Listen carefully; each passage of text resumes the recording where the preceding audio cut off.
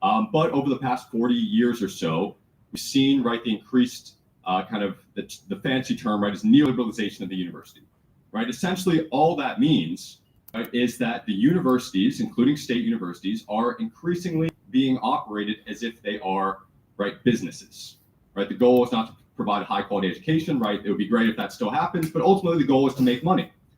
And universities are making a ton of money, right? Passing the costs on to the consumer, right? Passing the costs on to students. And so this report, and I'm here as part of this broad coalition of concerned campus members that is under the banner of the Coalition for Democratic UMass, right? This report takes as its kind of fundamental position, right, which is well-founded by people in public policy and history and economics, that austerity, right? Austerity being, right, the institution spending less money, is not a neutral or natural product of financial constraints, right? It's a political and ideological choice, right? The reality is that at a university like UMass, it's not that there aren't enough resources. It's not enough that there's not enough money to go around. It's that people in positions that are able to make decisions over the allocation of resources are prioritizing these resources in a certain way that is ultimately not kind of trickling down to the students. And I'm going to talk about this in more detail in a second. And so, right, UMass, for example, just to cite one number, in the past decade, its endowment has ballooned, right, doubled. It's gone from $750 million approximately to $1.5 billion. Right? I think if you ask most people on this campus, they have not seen, right, the returns on this increase in the endowment funds. But it's not only that, right? There are hundreds of millions of dollars that are available, right? We've demonstrated in this report that are available that could be spent to serve the interests of students. And so, right, the question is, why is that money not being spent? And every time, right, various student groups, right, various graduate student groups, various faculty groups go to the administration, the answer is always, right, budget, right? That ends the conversation. And increasingly, right, that has come with the answer, right, that the pretext, right, that the federal government is weaponizing federal aid, right? So universities are in a very precarious position. And that is undoubtedly true. But what this report demonstrates is that the institutions are actually being hollowed out, right, from within. And so, for example, at UMass, right, we, in the history department, where I'm coming from, I think it goes kind of without saying that it is kind of a question of academic freedom, an academic right to learn about, right, relevant and pertinent issues in world affairs, right, especially, for example, in the Middle East, right, regardless of your political or ideological position. Well, at UMass Amherst, right, the flagship university of this state, there will be no courses offered in the Middle East, in Middle East history in the spring, right, including Modern Middle East, History 131, which has been offered every spring since 1986, since records have started. And so the answer, or the question of why are these courses not being offered, right? The history of Palestine, Israel is not being offered. The history of the Iranian Revolution is not being offered. The Modern Middle East course is not being offered. Why are these not being offered? Well, the answer that we get back is budget. And so this report demonstrates, right, that this is demonstrably false, right? There's money to go around, and not only is there money to go around, but much of that money, right, is effectively being misappropriated, right? Your tuition dollars, our state tax dollars, are increasingly going into the coffers, right, the pockets of administrators at this university, right? Administrators who control the purse strings, who operate with complete lack of financial transparency, right, and in completely ways that are anathema to democracy, right? So this report is effectively addressing questions of democratic governance, financial transparency, and academic freedom, right, relevant to all of us.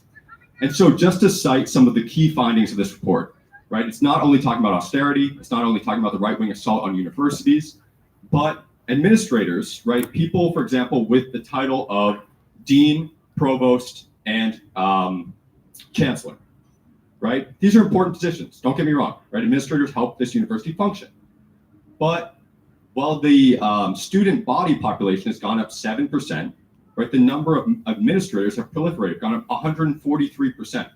So the number of people with the title dean, provost, or chancellor, each of those titles has more than doubled since 2010.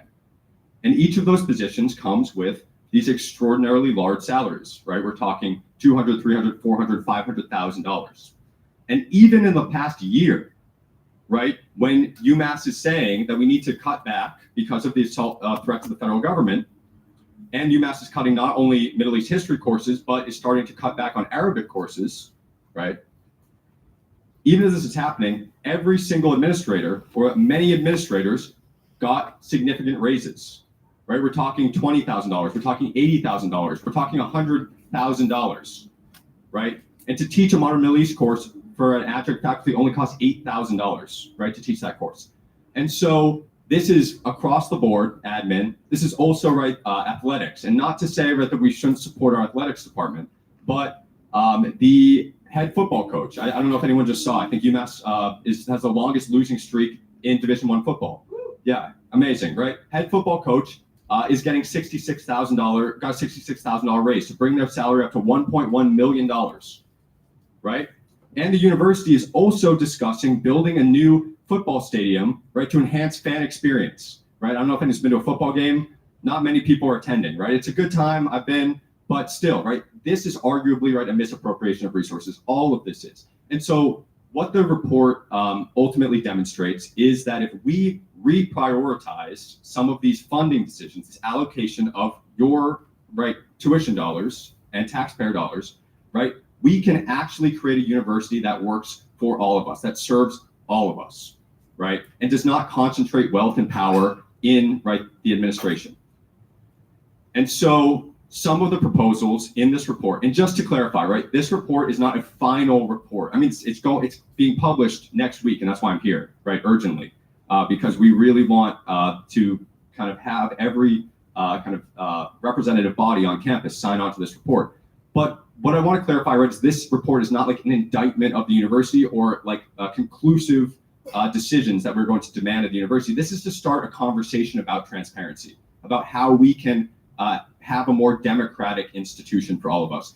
And so the last point, right, that I want to make about that is that if we make we have certain recommendations in this, right, like capping administrative salaries at $200,000 a year, right, which is much more than most faculty positions make, right? The starting assistant professor, right, tenure track faculty might start at like $80,000 a year. So they're still making a good amount of income, right, in a relatively lower price kind of region of the world. But $200,000, right, seems fair. It might be a little bit higher. But if we were to cap it at $200,000, if we were to cut back on some of this exorbitant spending on athletics, if we were to actually kind of get the gains from I believe it's a 2% wealth tax on millionaires in Massachusetts, right, we can ultimately start to solve the problems that this university is facing, right? Just in 1 year savings, right, we could have, for example, I think the numbers are like 152 new tenure track faculty, right? We could we could have new scholarships and cut tuition and fees for students, right? We could fund meal plans, have new librarians, right? All of these issues could be met, right? The money is there. And just to, right, that could be spent, right, to support these programs that they're currently cutting, right? Programs like Arabic and Middle East Studies and other, right, positions, right? There was a series of pauses and cancellations, right, in the English department, and, right, funding these positions provides better classes for you all, right? Better access to choices in classes, right? Smaller classes, right? Better access to high quality professors, right? Professors who are not being exploited, right? As adjuncts, et cetera, et cetera. That's also included in the report, right? There used to be a much higher proportion of tenured faculty, and now there's much, right, a growing proportion of adjunct faculty, right? Who again are getting paid like $8,000 and are not able to put the time and energy into their courses, right? So this is actually impoverishing your own education. And so, yeah, this is a matter of academic freedom. It's a matter of students having a right to learn. It's a matter of transparency. It's a matter of democracy. And we could really, really use y'all's votes, right? Because ultimately, this university exists to serve the student body. Y'all represent the student body. And I will leave it there and happy to answer any and all questions. Appreciate y'all. And again, I probably went longer than I was supposed to go, so I apologize for that. Thank you. Are there any questions? Senator Tick, you're recognized. Do you have like a proposed next step in response to whatever the university? The question was, what are the proposed next steps? Yeah, so that's a great question. And part of building this coalition, right, that's in the process of being constructed, right, this Coalition for Democratic UMass, is that we can work together to figure out what next steps feel right, through democratic decision making, right? So we are modeling, right, the democratic governance that we're actually demanding. And so the reality is that at this point, right, we want to raise awareness, right, because this is something that threatens all of us and threatens the very foundations of the university, right? And so once we recognize what's happening, then we can collectively work together to figure out what sorts of demands or asks or campaigns we might proceed with. And just to note, right, like this is not like ideologically predetermined, right? I genuinely mean that we want as many people as possible, as many voices as possible, and we will work on a consensus basis. And so at this point, we want everyone to know about this report. We want everyone to discuss the recommendations and determine whether or not these feel like solid recommendations, right? Realistic recommendations, right? Recommendations that actually meet the needs of the campus community. And then once we do so, we might have like some sort of public forum, right, to inform those outside of the university about what's happening, right? Because the university very famously says, right, it serves the common good, right? Not only of this campus community, but of the broader community. And so, right, this is an important aspect, right, of taxpayer dollars, right? People should know what's happening at this university and they should have a say over it. So the long answer is that. The short answer is we want to work with you to figure out next steps. Senator Reeb, you're recognized. Can we pass down a mic, please? Thank you.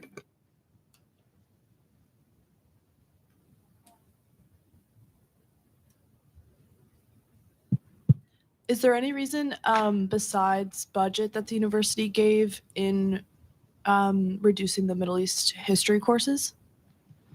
Yeah. Sorry. Do you have time to read out? Okay. So yeah, it's a difficult question. The answer is that it's between budget and kind of procedure. And I'm speaking not from a position necessarily of inside knowledge or authority, but it seems based on a pattern of behavior that we can infer that there's some kind of ideological interference or political decision-making behind these, and they're using kind of budget as a pretext, right? But now we have this report that demonstrates, right, that actually budget is not the reason or cannot be the reason. And so this opens up, right, other questions about why are they kind of curtailing y'all's ability to learn about history or to take these courses. And so the answer is that we're not getting any other answers. And that's also a problem, right? Because faculty and graduate students and undergrads, right, they should be able to discuss these issues with the deans and the provosts that represent them. But instead, right, they're using budget as like period, end of discussion. And so once we demonstrate that it's not budget, then hopefully we can have these conversations and get more insights as to why and how these decisions are being made. Because these are genuinely unprecedented decisions, right? And usually unprecedented decisions, right, require some sort of explanation. And so, yeah, I'll leave it there at that. It seems, right, like that there is something underlying there, but we don't know yet because we haven't been able to talk with the dean.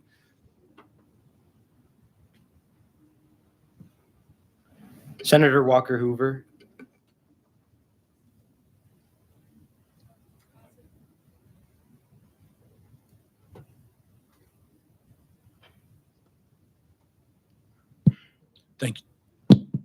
Thank you for this brilliant report and your hard work for the students of UMass. I guess my question is, like, if you had to do a SWOT analysis, strengths, weaknesses, opportunities, or threats to getting this agenda done once we sign on, I hope we sign on and get this done, what would that be? Yeah, appreciate that question. Appreciate all these questions.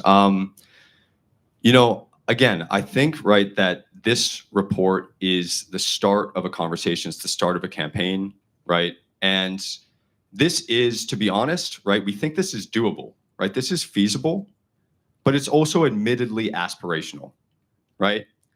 And so this is what we think can be done and should be done, right, to democratize this campus, right, in a way that serves all of the students. The reality is that it's very unlikely that we will get all of these, right, these kind of asks, these demands through. And so really what we are looking for is to have transparent conversations, right, with the administration, right? An administration that works with us rather than the way it seems from my perspective, it kind of rules over us. And so I think, right, one of the weaknesses of the report, especially without groups like SGA signing on, and hopefully we'll get, many, many groups to sign on, is that, right, we need to demonstrate that there is kind of mass demands, right, for this, right, that these are not this is not a radical agenda. This is just democracy in action, right? It's the most basic demands we can ask for. And so, right, I think this is something that is affecting, right, not only college campuses, this is affecting, right, politics across the country, right? People are starting to wake up to these issues, right? That increasing concentration of wealth and power at the top, right? And the kind of the ways in which this dismantles democracy. And so and again, I didn't come in prepared with this, but right, some of the strengths, I think, right, that this has a vision, right? A well-researched vision, right, for how we can reform the university, right? It needs buy-in, though, for it to happen, right? And we ultimately believe that we can kind of quickly move on this, especially if we get enough people bought in. And then once we have these conversations, right, once we are able to turn this kind of coalition for a democratic UMass from an idea into practice, right, then we can really kind of mobilize our collective power. And at some point, right, we're not, complete, ideologues. We recognize that this is going to be a process, right, of consultation, of negotiation. And ultimately, if the university and admin are not willing to negotiate with a broad-based coalition of students, faculty, and staff and other concerned community members, right, that is them showing their face. I hope that won't be the case, right? But that will show that the kind of architecture that they're building at this university is fundamentally antithetical to democracy, and they're trying to insulate themselves, right, from popular kind of governance. And so, yeah, I think that that's important for all these reasons. I think it's feasible, but I also think that it's something, right, that will be a long-term campaign, and this is just the beginning of it, right? We can't move on something until we're aware of it, right? And so this is just that political education portion, right? Making sure that people know what's going on at this university, which again is just a basic kind of stepping stone for democracy and increased democracy. Chair Mello.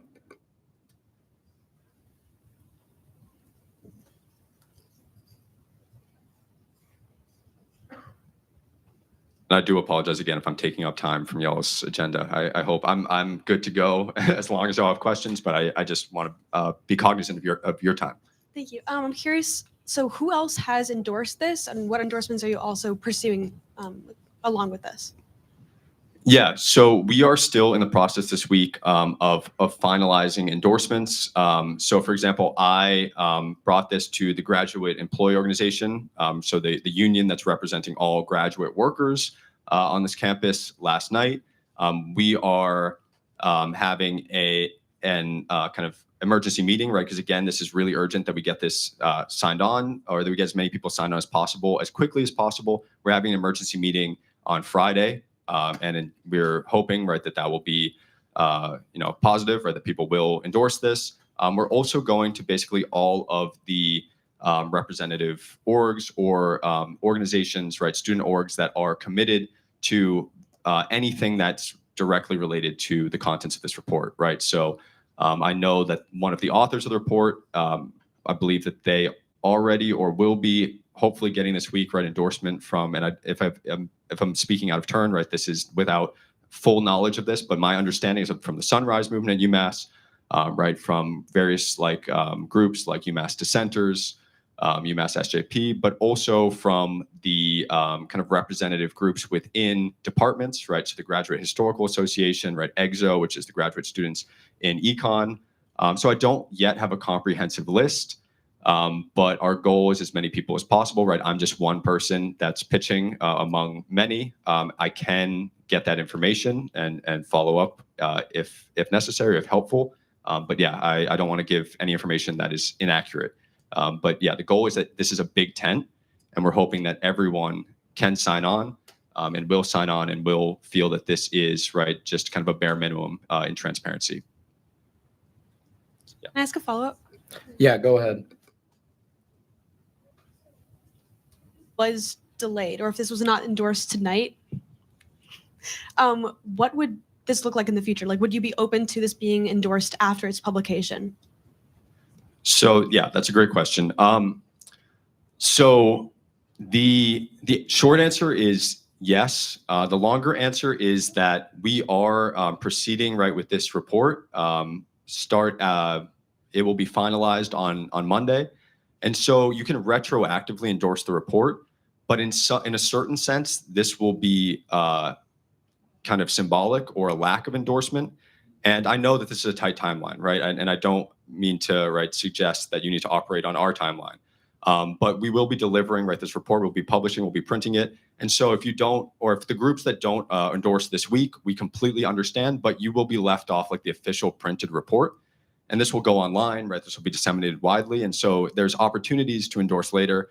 But we really think that for this to be effective, or as effective as it possibly can be, we want to present a united front that's across kind of ideological lines, right? There's no one that we want to leave out of this report, as long as they, even if they don't agree with all of our conclusions, right? As long as they agree with the basic principles of having this information out there, right? We're willing to work with you all.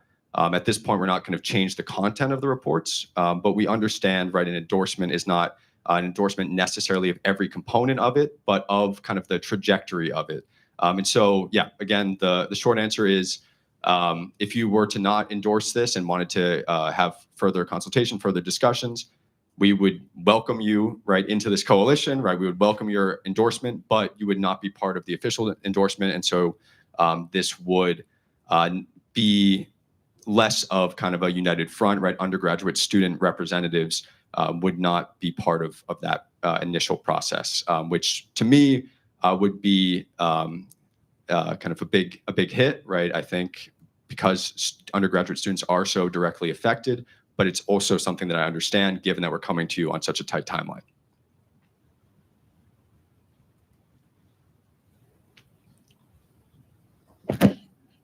Senator Fucizzo, you're recognized.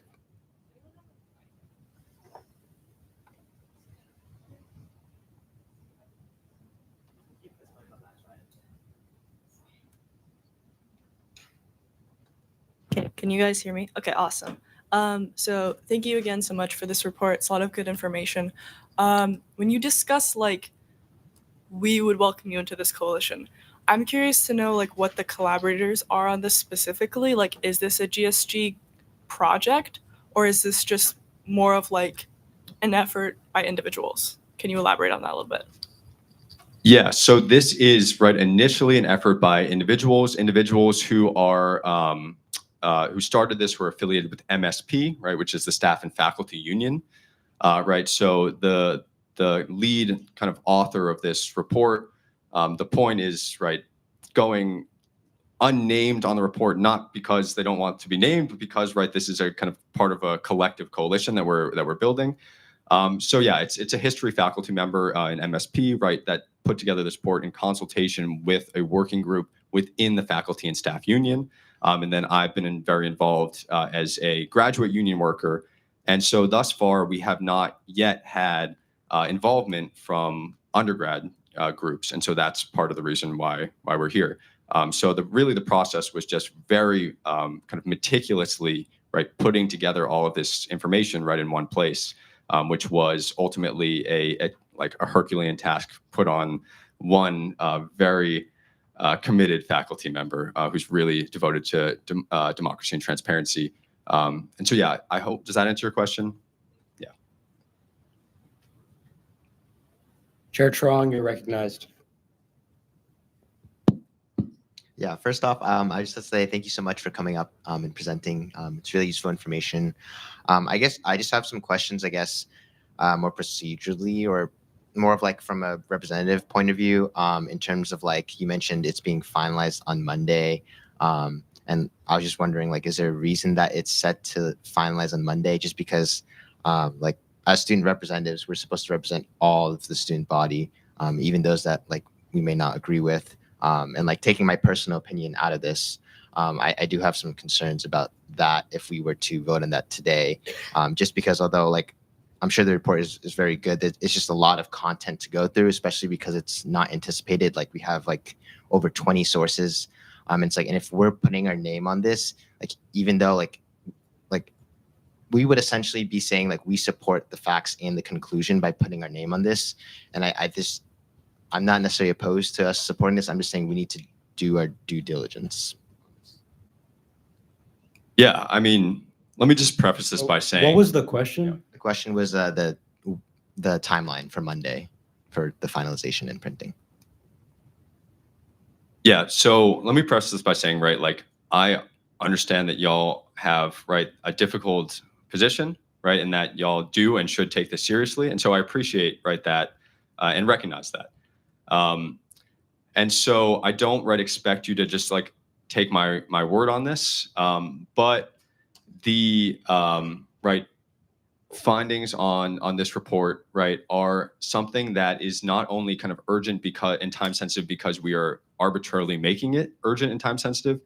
It is because, right, these decisions are very actively, right, shaping the university, right, at this very moment, right? And so just in the past few weeks, right, we've received this notice of the that UMass is not offering classes, certain Middle East history courses using budget, right, as citing budget as their primary example, right? Just in the past few weeks, we found out that UMass is canceling one of its main tracks of the Arabic program after 14 years, right?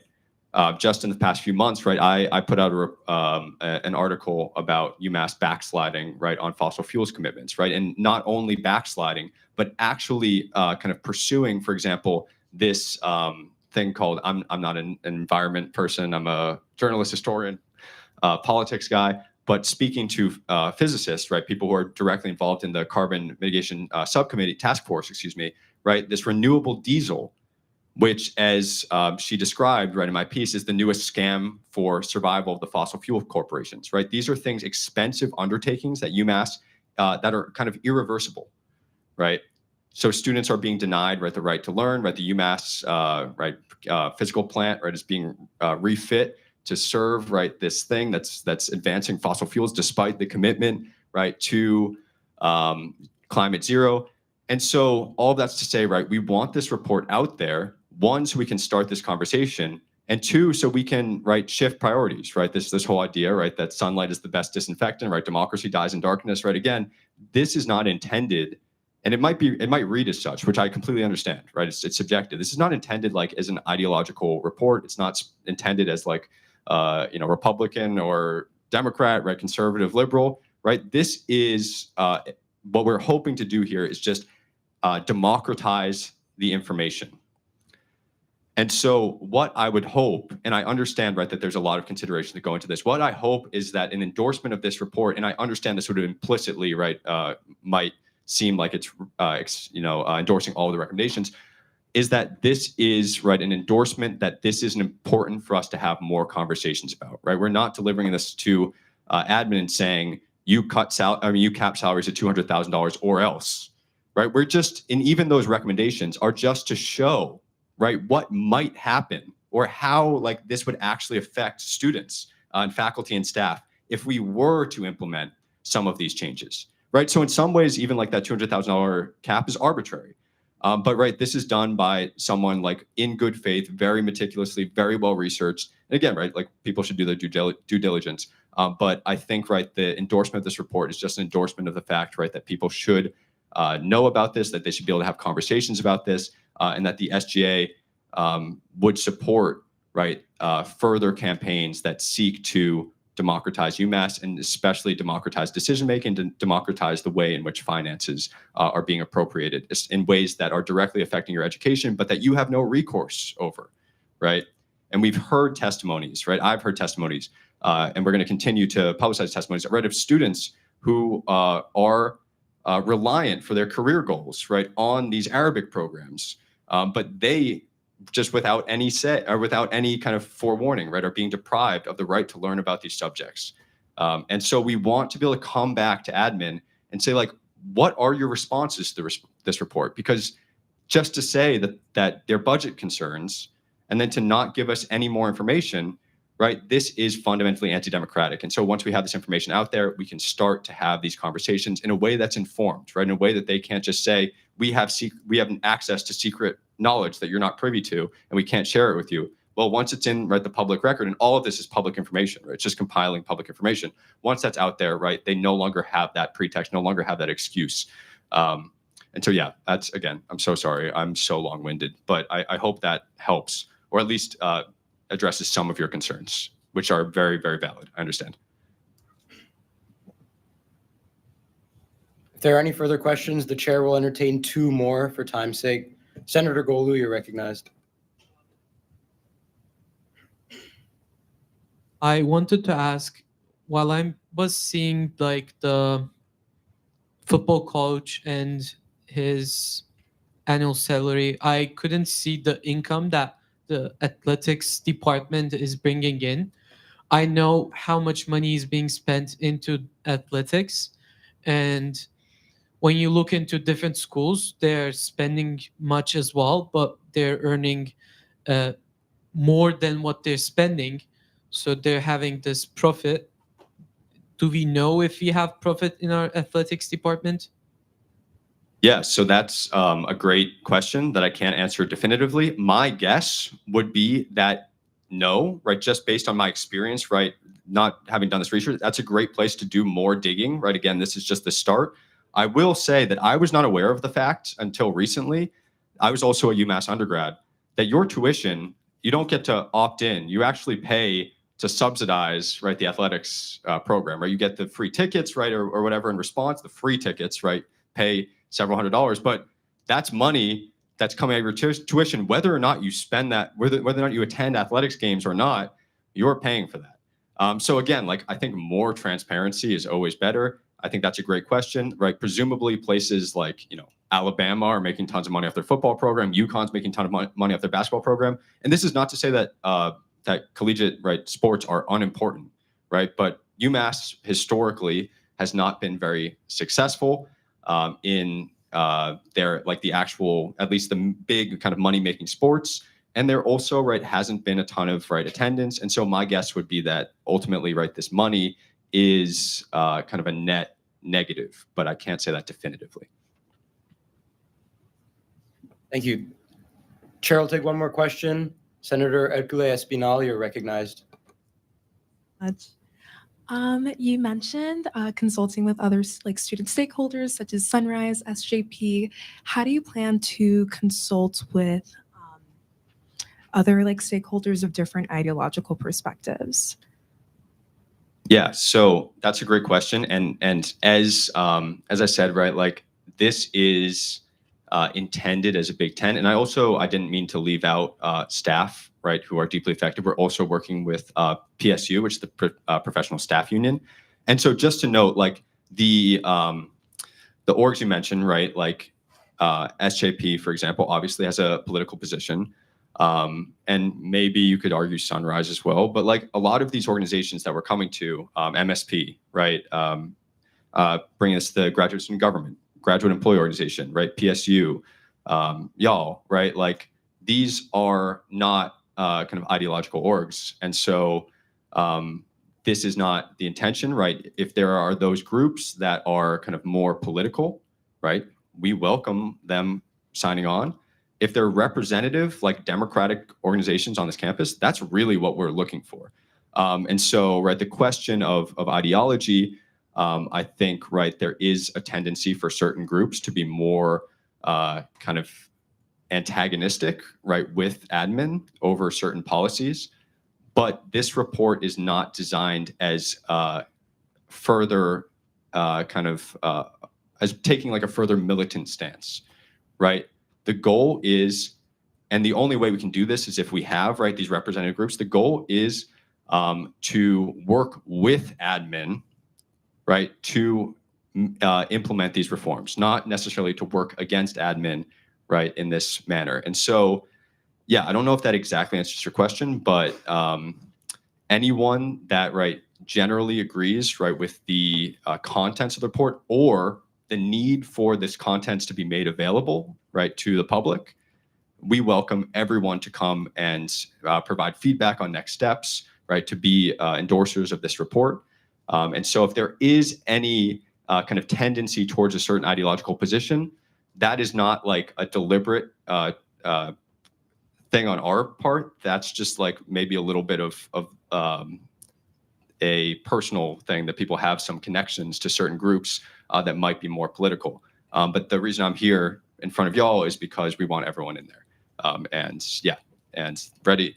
Just to note, like the Coalition for Democratic UMass, right? We chose that name for a reason because that's really what we want to build, right? Democratic, right, left, center, right? All concerned citizens of this community.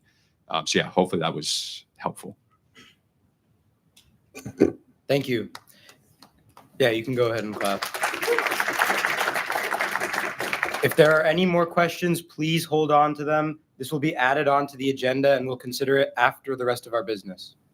Yeah, I just wanted to also add if you guys would want the resolution emailed so people can look at it during the meeting. In the meantime, I can share that to the email thing. Yes, and the report that we had displayed up on the screen is in the supplemental materials folder. Okay, does any other individual seek recognition to make an announcement? Senator Walker Hoover, you're recognized.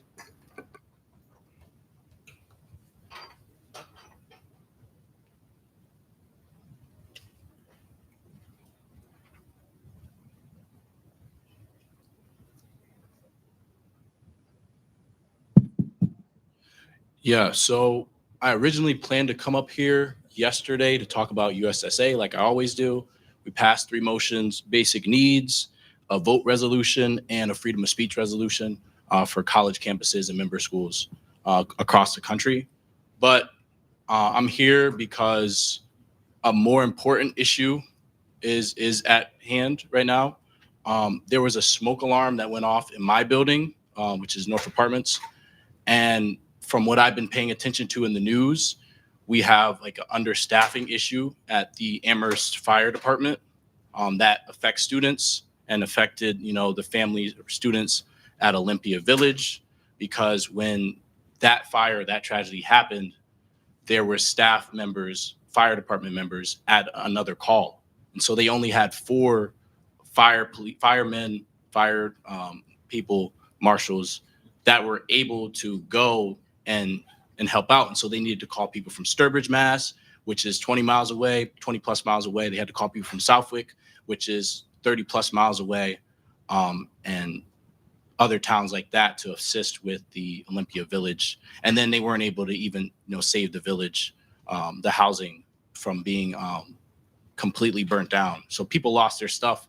We know this, but the lack of fighters was a problem in that tragedy. And so what I really want to do, I wanted to present this tonight, but I realized, that might have been rushed. And consultation, that's something I can get 150 students. I can totally get that done by next week. But I really wanted to bring it to your attention that this is a pertinent issue. They had a town hall that the Secretary of External Affairs, Josh Gatto, was at on Monday. So he's aware of this as well. And so this is an issue that is affecting the town of Amherst, but more importantly, affecting the UMass community, the Amherst College community. This is a college town, but there's about 30,000 plus people that live in this area. And so not having adequate firefighters is a problem. 18 is the national number to meet the national requirements, as you can see on this resolution. I can also send this out to you and attach it to the SGA meeting. But yeah, this is something where it's very serious, very urgent.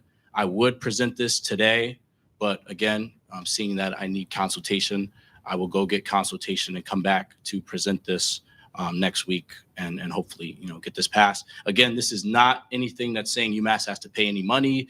This is just saying that the UMass Undergraduate Senate realizes that we have a firefighter shortage, a firefighter problem, and it's a problem of public health and public safety. And that's pretty much it. If anybody has questions, comments, concerns, I will answer those. Thank you. Just again, for time's sake, I would ask if there are any questions, please reach out to Senator Walker Hoover. And if you're interested in working on this resolution, being added as a sponsor, or if you have any feedback, please contact Senator Walker Hoover. Thank you. Does anyone else seek recognition to make an announcement? Senator Jame, you are recognized.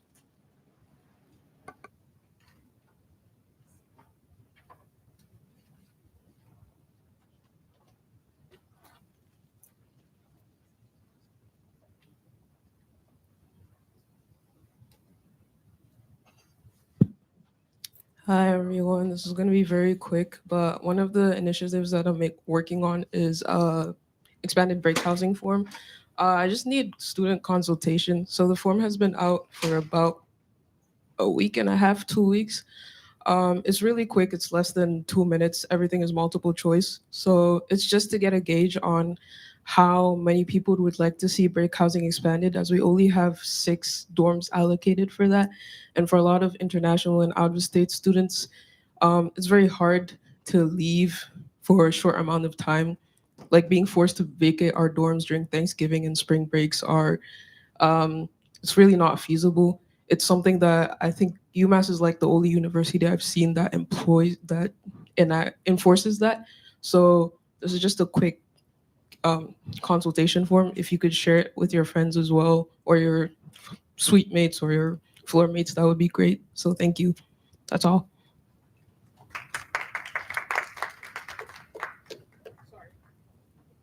Are there any questions? Senator Reed?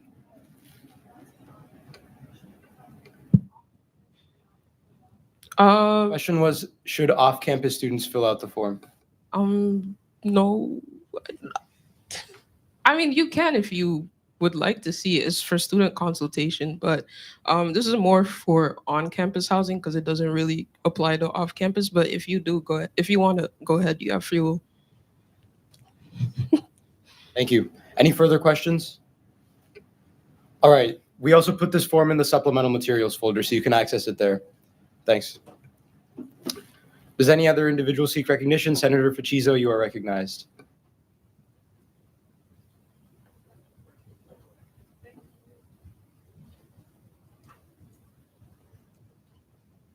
All right, guys, this will be very, very quick, I promise. So in case you guys didn't know, Phenom and the Debate Society are hosting a joint event on free college and free speech. It's an educational discussion. This is tomorrow from 5 to 7 in the ILC. I'm going to attach a flyer to like an email so you guys can all see it. Just a reminder, as a senator, you're supposed to attend 2 RSO events per semester. This is a really easy way to do that and get to yap about something that I know you guys are all very passionate about. So yeah, Ruth's hosting it, Morgan's hosting it, I'm hosting it. Ella Bauman, if you remember her from last year, a lot of great people who really care about free speech on campus and talking about free speech resolutions that are happening in the Massachusetts State House. It's like an hour and a half. It'll be fun. Show up. Okay. Presentation? Okay. Hang on. Does any other individual seek recognition to make an announcement? Chair Mello, you're recognized.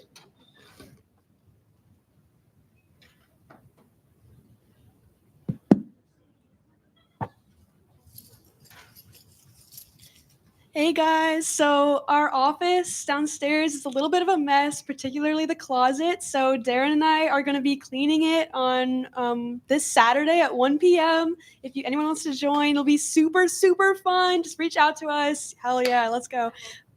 Sorry, Sean. But yeah, please join or reach out if you have any concerns or anything. So yeah, thank you.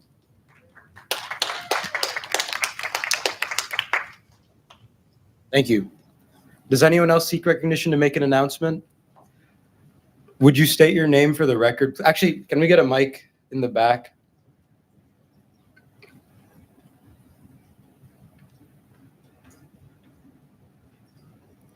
Please state your name for the record. Does this work? Oh, okay. Hi everyone, I'm Haley. I'm from Massburg. I just wanted to give an update. I came in a couple weeks ago and invited y'all to our Hunger Free Campus Lobby Day out in Boston. Jamaisha came and it was really cool. We had about 80 students, advocates, legislators, and other staff from across the state. We met with about 50 legislative offices and dropped off literature to the remaining offices that we weren't able to meet with. And we actually convinced a couple representatives to sign on to the Hunger Free Campus bill, which is really exciting. We heard from Rep. Vargas, Senator Lovely, and Rep. Dom, who are lead sponsors for the bill. It was really exciting, and we are one step closer to getting even more funding for public universities across the state for food insecurity initiatives. Yeah, so thank you so much. Thank you, Jacob, for all the work that you're doing on food insecurity. It means a lot, and yeah, that's all.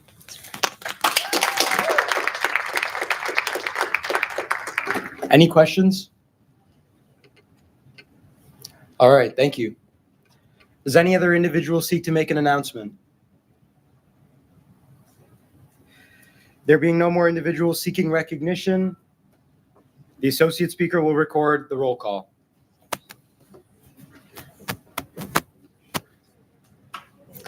Senator Ashrafi. Senator Ashrafi, present. Senator Bauman. Senator Bauman, present. Senator Baker. Senator Baker, present. Senator Belair. Senator Belair, present. Senator Chamu. Senator Chamu, present. Senator DeHaze. Senator DeHaze, absent. Senator DeRiggi. Senator DeRiggi, absent. Chair Dami. Chair Dami, present. Senator Diang. Senator Diang, present. Senator Faciso. Senator Faciso, present. Senator Haycock. Senator Haycock, present. Senator Hercule Espinal. Espinal, present. Senator Hirnandani. Senator Hirnandani, absent. Chair Hood. Chair Hood, present. Senator Huang. Senator Huang, present. Senator Jame. Senator Jame, present. Senator Kennedy. Senator Kennedy, present. Chair Kim. Chair Kim, present. Senator Cohison. Senator Cohison, present. Senator Lamore. Lamore, present. Senator Malari. Senator Malari, present. Senator Ramonda. Senator Ramonda, absent. Senator Murray. Senator Murray, present. Chair Mello. Chair Mello, present. Senator Morales-Aquino. Senator Morales-Aquino, absent. Senator Ng. Senator Ng, present. Chair Onyeka.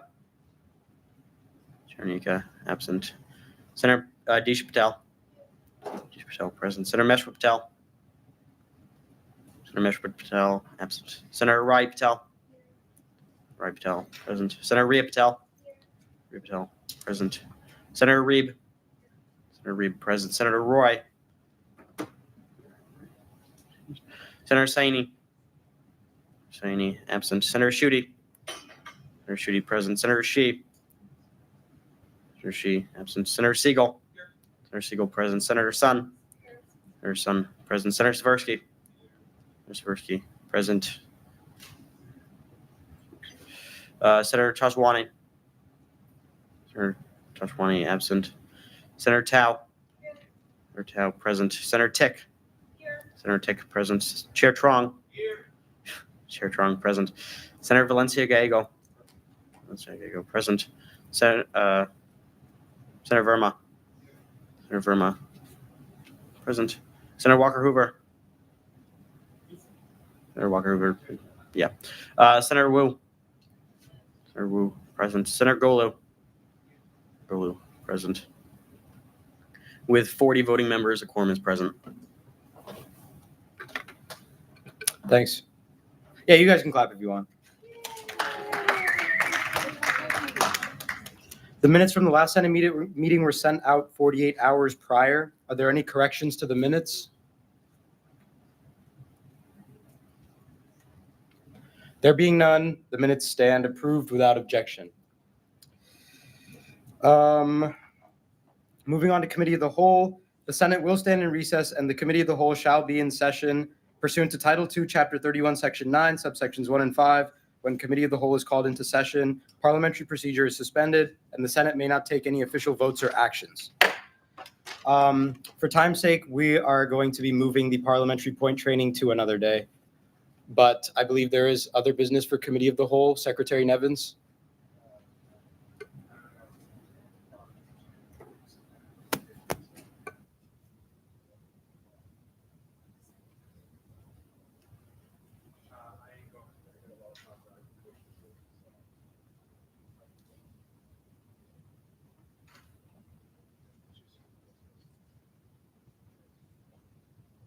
I will try to be as quick as possible because it's already late and I don't want to be here anymore. I know that a lot of you have heard all about the Greenfield bus expansion. I feel like I talk about it all the time and I'm kind of like a continuously ringing bell.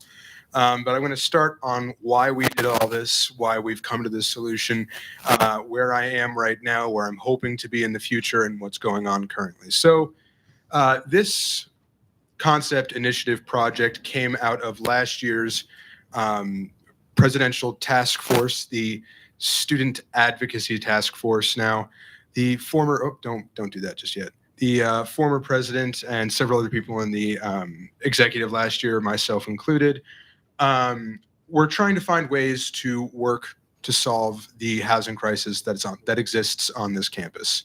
The problem is right now is that we have too many bodies and not enough beds. And we're trying to find ways to get more beds available to students. Now, we could try with public-private partnerships, but the problem is with that is that we get situations like Fieldstone. Getting those contracts with rent controls is unbelievably difficult because capital is really bad when the economy is in recession. It's kind of what happens when you have tariffs. And because capital is hard to come by, building things is unbelievably difficult. And then when you on top of that contract a rent control, private businesses don't want to do them. So the university is probably not going to be able to find a public-private partnership within the next year that is going to solve the housing crisis, much less find the own capital from within a state institution of a state that is also economically struggling because of tariffs and other funding that is being stripped from the state from the federal government. Housing, new buildings for housing on this campus are going to be few and far between in the next few years. So then I ask myself, and we asked ourselves last year, if we cannot find that kind of solution, what is the other kind of solution? So if you can't have on-campus housing, what kind of housing can you have? Call and response quick. Say it out loud. Shout. What? I can't hear you. Huh? Off-campus housing. That's so right. But here's the problem. Off-campus housing is expensive. And when you're in Western Mass, where 95% of your utilities are coming from natural gas, and 99% of that natural gas comes from Canada, which has a 10% tariff topped onto it.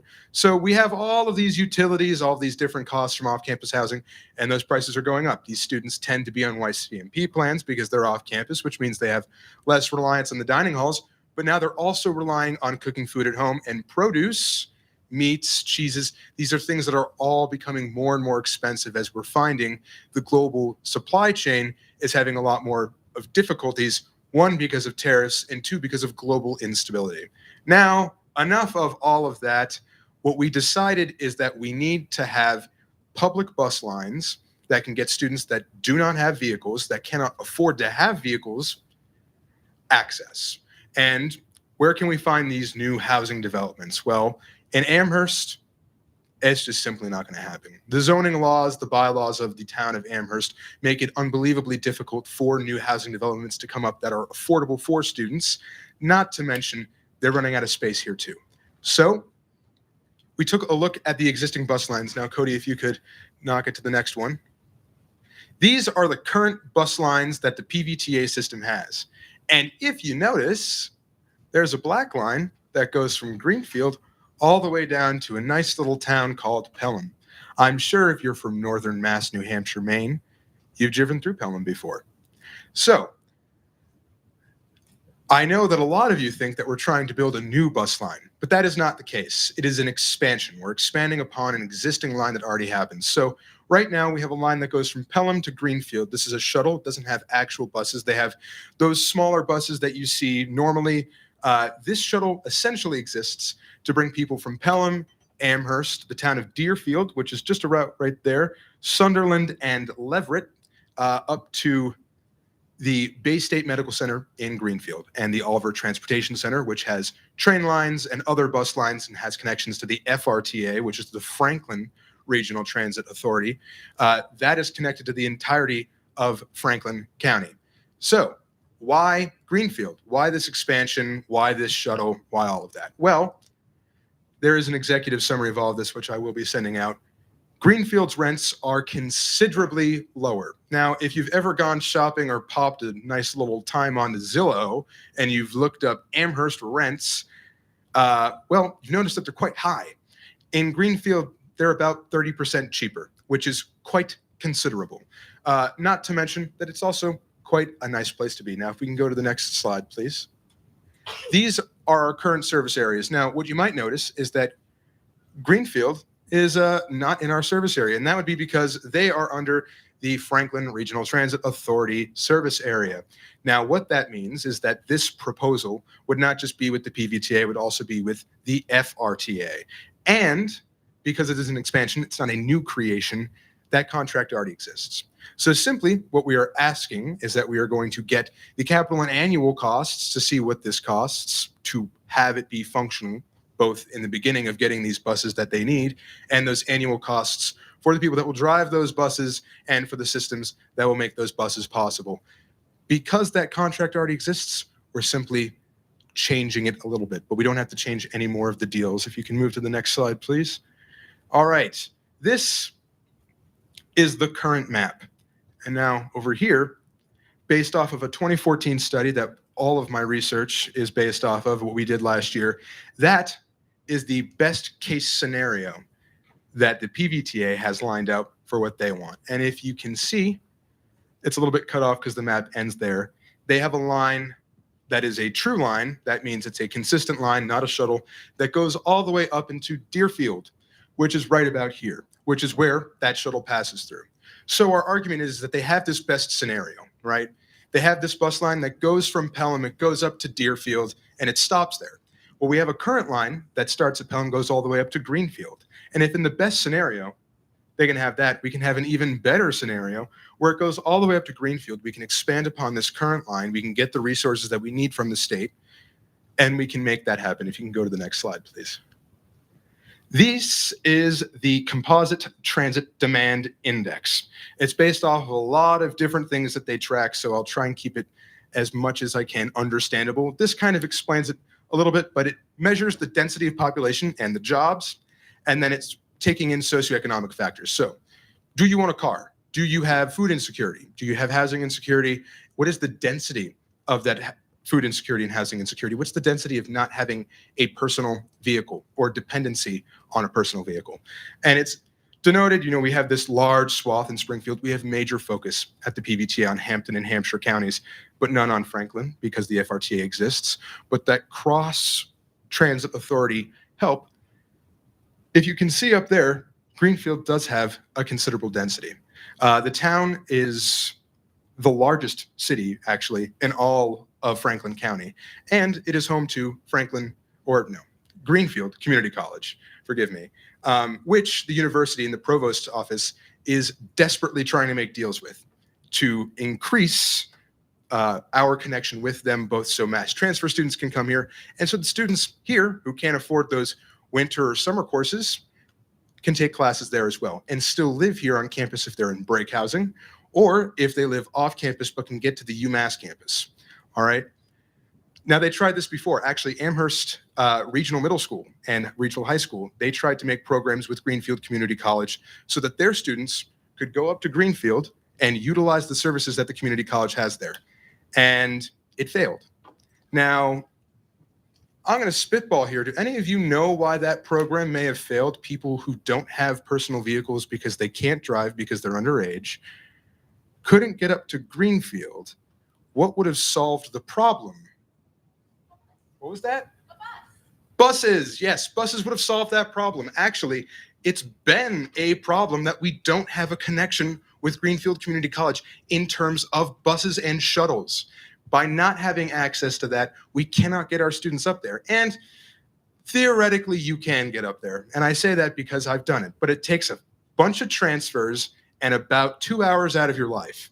And if that means you have an 8 a.m. and you have to wake up at 5:30 and hop on a bus and do a bunch of transfers, it means you're not doing it. And it means you're not living up there. And it means that you can't reap the reward of living in an area that is cheap and also wants us to be invested in their economies. The towns north of Amherst have been struggling consistently economically. Franklin County per capita is actually one of the poorest counties, not one of the poorest county in Massachusetts. Their median income is about $35,000, which is $10,000 below the median average of the entire state. Now, mind you, in order to live on your own in the state of Massachusetts, your income needs to be about $114,000. Franklin County is not doing that. They want students up there. Down here in Amherst, they want less students. Up there, they want more. Let's give the people what they want, and that's UMass Amherst students. Next slide, please. So this is some population density. It's breaking down that composite transit index. So it's just showing the sheer amount of people that you see up here in Greenfield, and that little dot right next to it is the city or town, rather, of Montague, which is a collection of villages that has a lot of fun stuff to go up there. I'm sure you've all heard of the Montague Book Mill, and if you haven't, you have now. And if you ever have a date, go there. Next slide, please. All right. These are employers. Who loves having a job? Raise your hands. Come on. It's a capitalist country. You have to deal with it for now. All right. Well, if you didn't know, some of the largest employers are the medical centers down in Springfield, but UMass Amherst. We actually have a lot of our own employees that are in the PSU that live north of Amherst and work at UMass Amherst. And what would they benefit from? Having bus lines, because many of them, they may only have one car. That means that an entire family unit that might have two separate jobs going to two different places is depending on one vehicle. And you know what happens in the winter time in Western Massachusetts? They put salt on the road. Salt is not good for a vehicle. Vehicles tend to fail, especially in Western Massachusetts, where the winters can be a bit longer and a bit more harsh, especially if we have salt shortages. If you're a returning student, you might know what that is a reference to. Because of that, lots of people, as we saw in that map, and we will see in a map in the future here in this presentation that showcases people who do not have their own personal vehicle, there are lots of people in Greenfield and lots of people in Montague who absolutely work here, who do not have the capability to rely on a personal vehicle to get them to their jobs. That means that they're having to ask colleagues, they're having to ask family members, they're having to ask friends to drive them to work. And that's not something that's easy to do, especially when you have a job at UMass Amherst that theoretically should be paying you enough. If we can go on to the next slide, please. This is essentially how we can understand what all these different routes look like. So I talked about that being the current line that goes from Pelham to Greenfield as a shuttle. What it technically is a village connector. All right, so what it does is it connects the village of Pelham to the village of Greenfield. Now, what this request would be from us to the state for funding would be to make it an express and bus rapid transit in a key corridor. That is what we have with Northampton. So you have your B43 and then you have your EB43. So what you can do is you can go on the B43, you can take all the stops you need, you get to, Northampton when you get there. Then they have the EB43. That goes from here, goes to Smith, and that is it.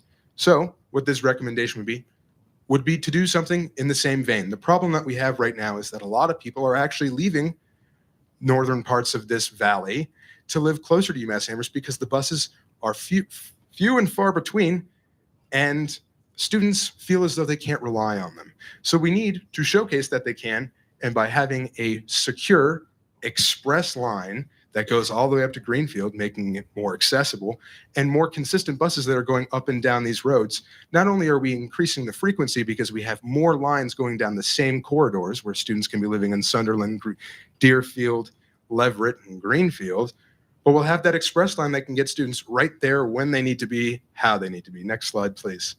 This is talking about the minimum span of service guidelines. These are the times. Right now, the current line that exists going from Pelham to Greenfield goes about 4 times a day. That is not enough times. If you go to school here and you miss that line, you're cooked. You're taking an Uber home. Do you want to know how much that Uber is?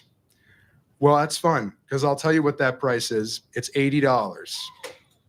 Because the Uber drivers don't want to be leaving the southern part of this corridor. In the part of this valley, they can get a lot more ride shares than they can up in Greenfield and in Montague.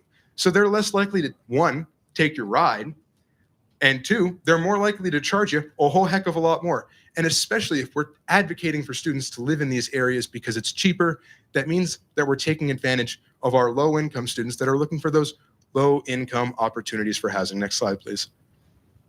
This is the minimum service frequency guideline, kind of just showcasing what the frequency of these looks like. So is it coming every half an hour? Is it coming every hour? Is it every 2 hours? Is it only a few times a day? This would be much, much, much more similar to those 31 and 30 lines that come every half hour, just like B43. You need those frequencies when it comes to public transit because it needs to be, oh, you know, Darren slept in, he missed that first bus. He might be late to his first class, but he can still catch the next one. That's the kind of reliability that we need to showcase to our student population and that we need to provide for them to make this an option. And if UMass Amherst is not capable of getting the capital funding to build new buildings, we need to seek the capital funding to get new transit lines that can make that possible. Next slide, please. This is the maps that I was talking about. These are the low income and the individuals without access to a vehicle. Now, they're going to be very similar because when you don't have money, you tend to not spend things on cars. So if you look up at Greenfield, this is the access to personal vehicles. That's a lot of density. Now, if you look at low income, it's the same thing. Now, we have all of this down in the southern part of the valley, which is where a lot of the emphasis is, but we need to worry about our people up here too, many of which are employees and many of which could be students. Next slide, please. So, what to do? We spent a lot of time reaching out to towns in the area because asking the state for money is not easy. But telling the state that their constituents want it and that they're advocating for it themselves is exactly how we can get things done. So we spent time reaching out to Greenfield, Deerfield, Leverett, Amherst, and Montague. So far, the mayor of Greenfield, the city of Greenfield rather, has endorsed the initiative. I have an endorsement letter if you want to read it. I have an endorsement letter from the town council of Amherst and one from the town council of Leverett. Greenfield Community College and their president has also written a letter of support and endorsement for this initiative, showcasing not only the desire but the need, not only for the towns, but the institutions that exist in this area. We're still in conversation with Deerfield and Montague, and we plan on reaching out to more. Next slide, please. So, what am I doing? What's Jacob up to?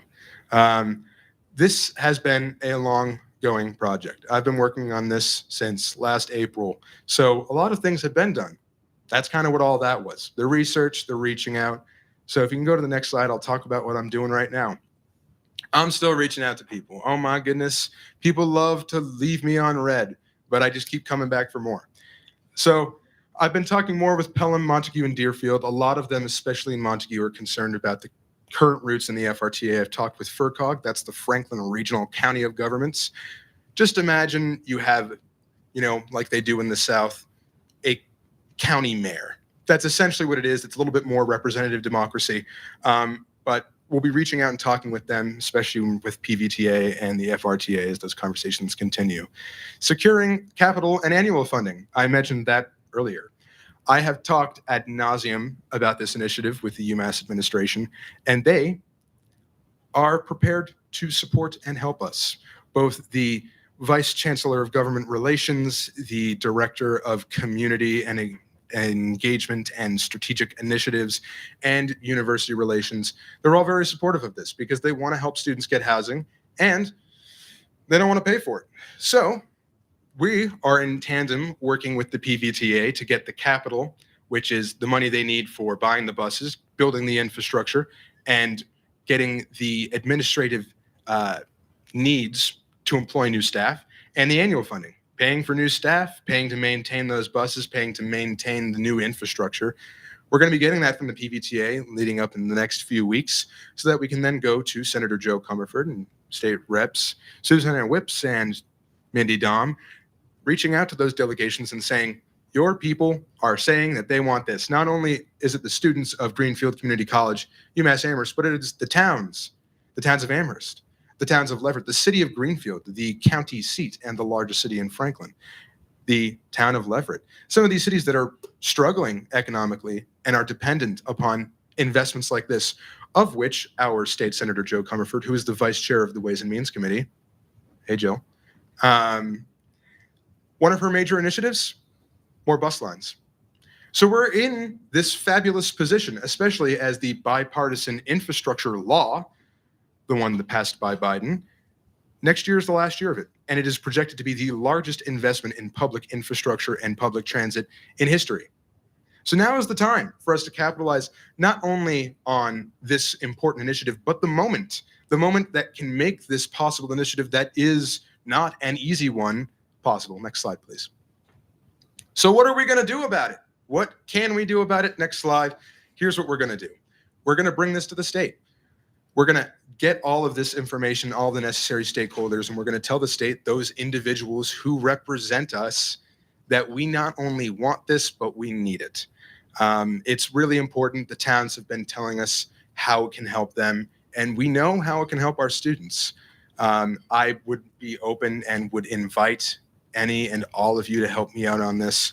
This, I think, can be and should be one of the more important things that we are able to do. I have been told many times that we didn't think this was going to be capable, and every time and time again, the towns have come up to support us, and UMass has come out to support us. And I think that this is something that we can get all these stakeholders together to make it happen. Yeah, next slide. Questions, qualms, and quandaries. Sweet. Senator Lamore. I'm wondering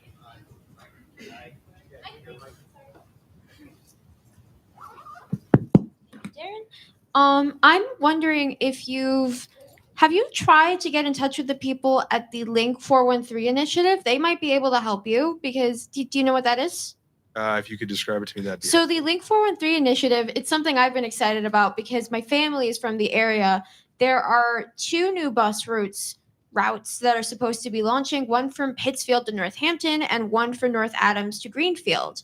And this is a collaboration between the Franklin Valley Transport, Berkshire Regional Transport Authority, and the PVTA.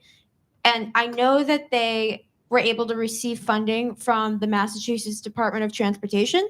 So have you considered maybe reaching out to them for some sort of advice, or maybe someone there will be able to help you, you know? Well, in regard to reaching out to them, what we're trying to do here is to just make sure we don't want to make it seem like either to the state or to the PVTA and FRTA that we're trying to seek a new contract. The problem is many times between these kinds of organizations, just because they'd like to step on each other's toes, they get worried about contract changes. And we don't want to lose the current line that we have here, that is that shuttle. So this is a very humble kind of initiative that is simply saying, make it a little bit bigger, make it a little bit better. We'll get the money for it. We'll support it. We'll change the designation for it because of all of these stated reasons. Those are lines that are being created. So those are new contracts.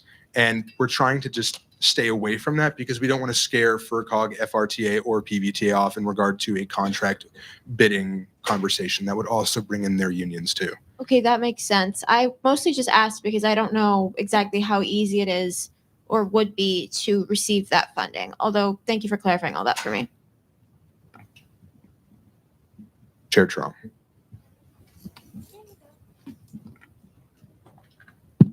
Briefly, what has PTAB said in regards to any measures they're taking to help with getting student staffing for the buses? Because I know that's been a concern previously.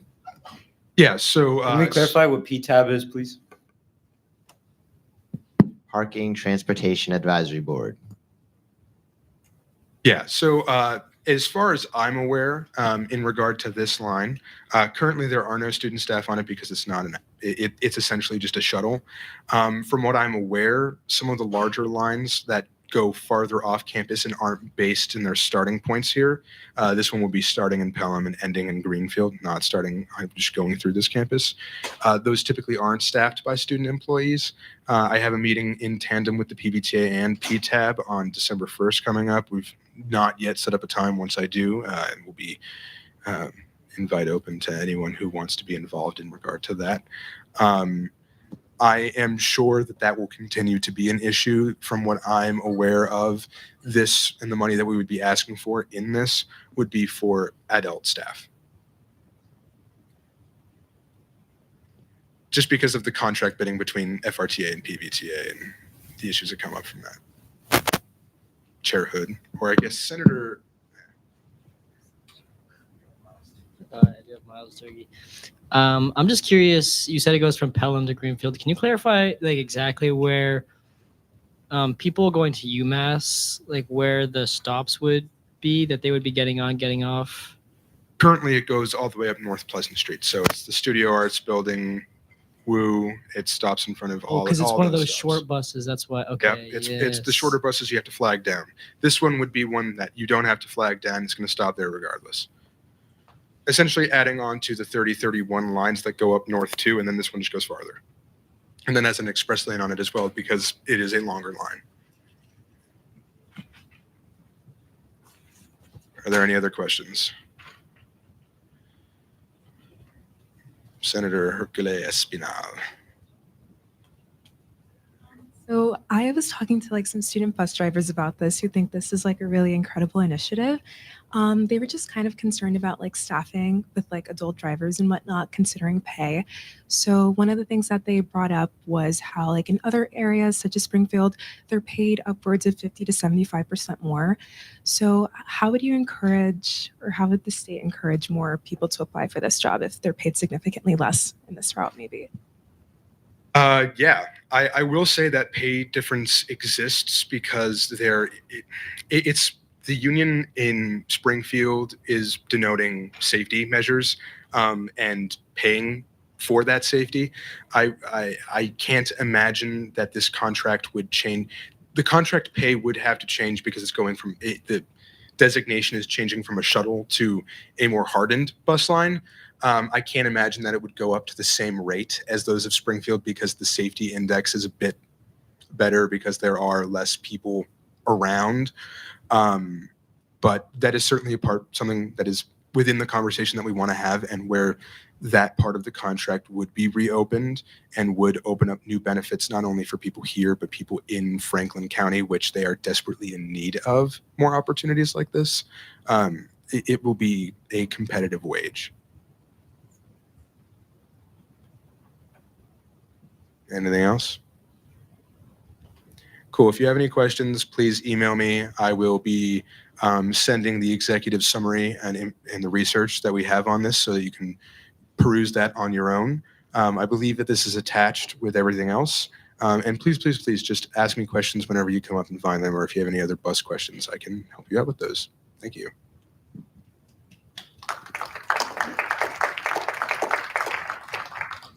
Thank you, Secretary Nevins. All right. Unfortunately, we do have more business to consider, and so we'll be skipping bingo. As such, the chair will entertain a motion to adjourn Committee of the Whole. Chair Trong. The question is on the motion to adjourn the Committee of the Whole. Those in favor say aye. Those opposed say no. Those abstain say abstain. In the opinion of the chair, the ayes have it. The Senate will be in order, and the Committee of the Whole previously called into session stands adjourned. The Senate will continue considering the remainder of the agenda. No special orders or main motions were submitted to the office of the speaker 48 hours in advance. As such, we will move on to officer reports. University Student Trustee Marino. All right. Mike and Gianna are unfortunately not here. For my report, it's all in the packet. The only one thing that I'll add is that tomorrow from 12 to 4, the Undergraduate Services Committee will be tabling in the Student Union lobby. So if you have any ideas about projects or anything, if you have any feedback you want to provide as an undergraduate, feel free to stop by our table. We'll be just down there in front of the office. Associate Speaker Germain. Oh, yeah, questions? Chair Kim? Can we get a mic back there, please? Okay, all good. Well, if there's no other questions, Associate Speaker Germain is recognized. Okay, so you might have seen in the email that I sent out, like a little addition underneath in red text about your ESO events. All senators are required, as per our bylaws, to attend 2 events of an ESO every semester, and there's like a Google form attached. So just fill that form out and just let me know what you went to, if you talked about SGA, and things like that. But any ESO event can count, but please make sure you do that before I believe it's the 9th of December, which is the last day of classes. And if you have any questions, feel free to email me or come talk to me after the meeting. Thanks. And again, ESO includes RSOs, which are clubs, and agencies, which are things like UPC, WMUA, stuff like that. All right, great. Is the Chief Justice present? Is the RHA president present? All right. Are any RSO council presidents present? Are any agency representatives present? If not, we'll move on to cabinet reports. Any cabinet secretary seeking to make a verbal report may be recognized. Secretary Nevins.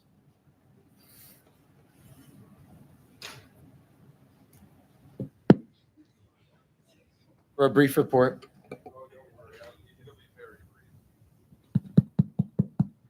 I worked a lot. The campus pantry photo shoot marketing event happened this morning. It went very well. We hope to have all that stuff out soon. It's one of the prongs to our food security initiatives. Please, if you want to ask me more, figure out how you can get involved. It's really important. We want to get people out there, in there, and taking stuff. Thank you. Are there any questions? All right. Any other secretaries seeking recognition? Secretary Leone, you're recognized. All right, I'll keep this quick. I'm starting the auditing process for the ESOs. This semester is going to be a little bit different. Instead of being random, I am doing the top 50 biggest RSO budgets requested. So we're splitting it up. We're doing 18 this semester, the next 32 next semester.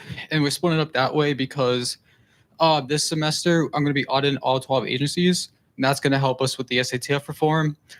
So we're going to be hiring auditors. That's going to be published within the next week. And we'll begin the auditing process. Sorry, I'm out of breath, guys. I went up the stairs. Any questions? Cool. That's it. Thank you. Any other secretaries? Secretary DeMarco, you're recognized.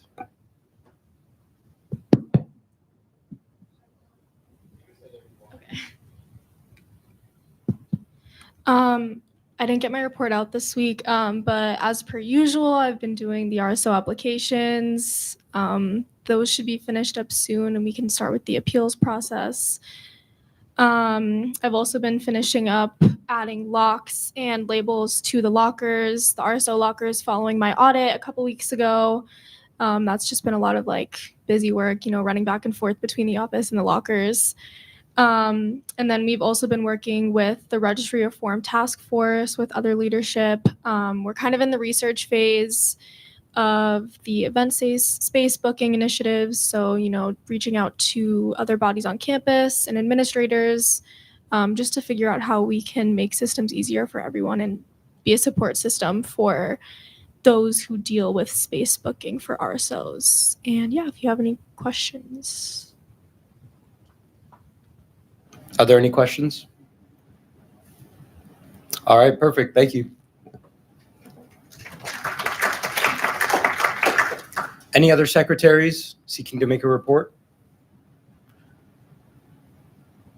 Are there any questions about any of the written reports that were submitted from the executive?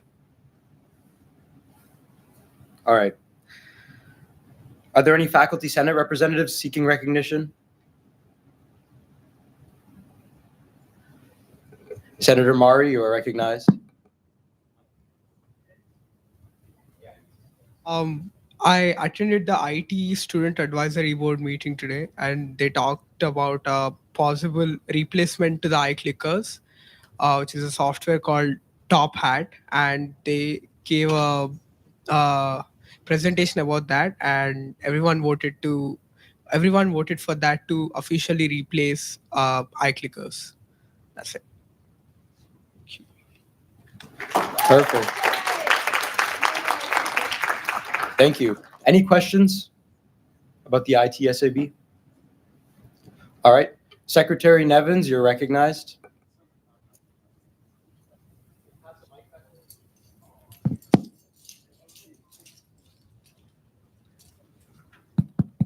All right, I attended the Campus Planning and Resource Committee. We talked about quite a bit, but one of the more important things was our rank as a university. We are ranked 64 out of 436 of universities across the United States. And we were talking about why that number is low. And among the things that we were below our rank in, there were some that stood out to me because they all ran a similar theme. We are ranked so all of the things that we are below rank in, the lowest is graduate indebtedness. Out of 436, we rank 260. Out of Pell Grant receiver competitiveness rate upon graduation, we rank 259. In social mobility, we rank 173. In financial resources, that is the amount the university spends divided by the amount of students, so money spent per student, we rank 147. Upon Pell Grant graduation rates, we rank 103rd. That means that Pell Grant receivers are not graduating. Needless to say, those ranks paint a picture that there is an issue amongst the low-income student population on our campus. I denoted that at this meeting, and the members of the committee agreed that that was a specific problem. The committee oversees lots of the money allocation that we plan for, hence the name of the committee. It is, and it is something that we want to specifically consider in our meetings coming up next. Specifically because they want to improve the rank. And if they want to improve the rank and retention rates, it is by the data. These are the things that they have to improve. Out of that, they also talked about a couple of other things. We scored very high, actually. Our highest ranking right now in terms of undergraduate programs is psychology. So if any of you are psychology majors, good job. We ranked 33rd. Comp Sci was 35, nursing was 40th, engineering was 57th, business was 64th, and economics was 99th. If you're asking yourself why there are no other majors, those are the only majors that they ranked. Best value schools, we ranked 121, and best college for veterans, we ranked 37th. And we are no longer an A+ school for B students because we are attracting students of higher GPAs. Our average GPA increased from 3.8 to about 4.1. So the average GPA rate, the grades that we receive, is just considerably higher than it used to be. Yeah, any questions about any of that and what we plan to do in response to that, just come and ask me.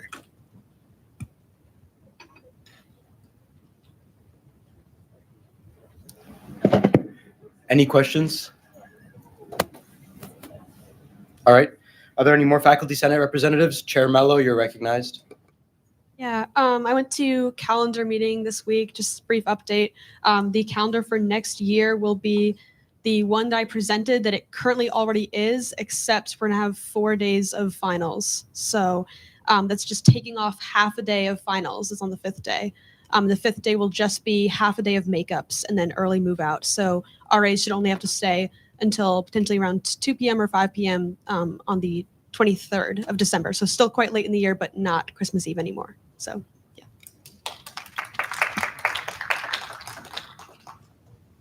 Thank you. Are there any more Faculty Senate representatives seeking recognition?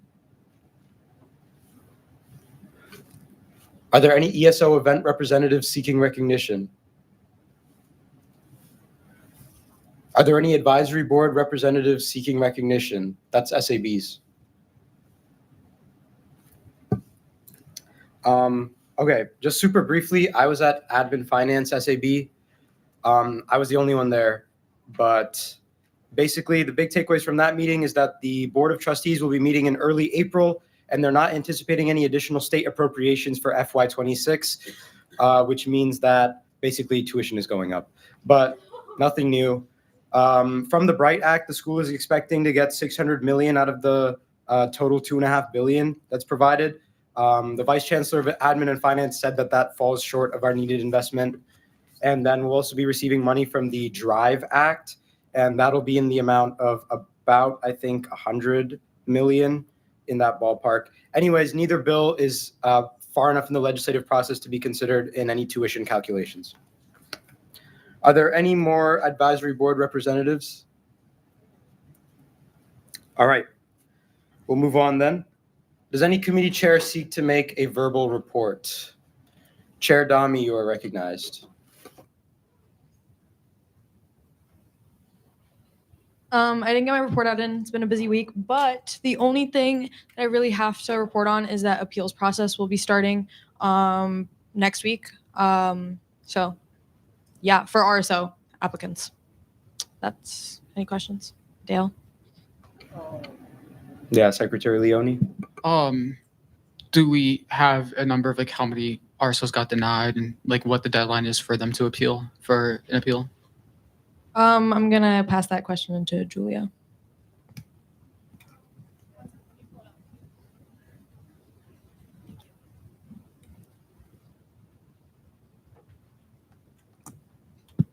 Okay, so the number that were denied was 9. And then the deadline to appeal, to apply to appeal through the form is Friday, November 21st. Thank you.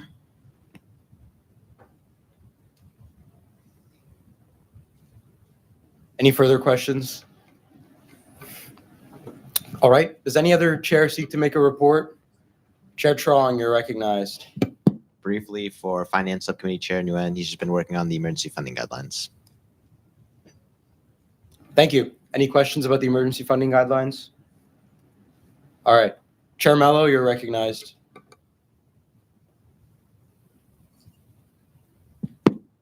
if you're in the AI task force, just like stay after for like 5 minutes. We're just gonna chat. Thank you. Anyone in the AI task force, please hang behind. Does any other chair seek to make a report verbally? All right.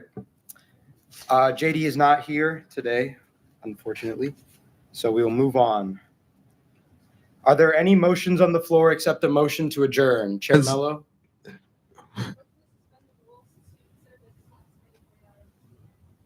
Motion to suspend the rules to consider business not previously anticipated has been called. The chair will now read the motion in its entirety, the compact one. The resolution is, yeah? Huh? Oh, okay. All right, subsidiary motion to suspend the rules to waive the reading of the motion has been called. Is there a second? All right. All those in favor say aye. All those opposed say no. All those abstaining say abstain. All right, the ayes have it, and I will not read the motion. All right, back to the subsidiary motion to suspend the rules to consider a main motion not previously on the agenda. Is there a second? All right. All those in favor of adding this business to the agenda, say aye. Those opposed say no. Those abstain say abstain. All right, the ayes have it, and this resolution will be designated Resolution 7, I believe. All right. Senator Siegel. Would it be in order for me to push that? Yeah. Motion to suspend the rules to add to the agenda a business unanticipated for 48 hours. To the agenda, resolution entitled "Besieged from Without, Undermined from Within." UMass report. Subsidiary motion has been called to suspend the rules to consider a main motion not previously on the agenda. The chair will now read the motion. Whereas the Coalition for a Democratic UMass, Chair Hood.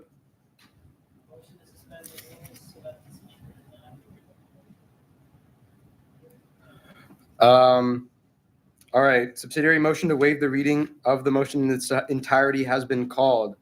Is there a second? All right. Those in favor of waiving the reading, say aye. Those opposed, say no. No.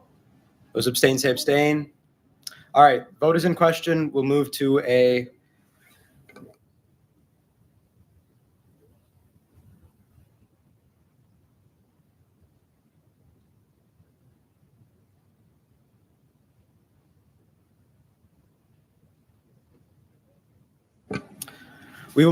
hand raised vote.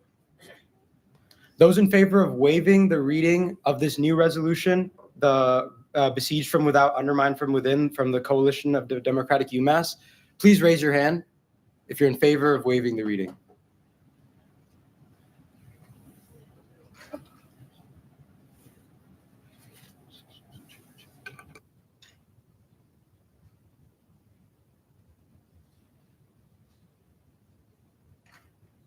Hands down.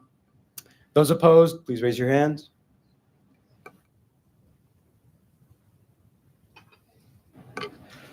Thank you. Hands down. Those abstained, please raise your hand. One.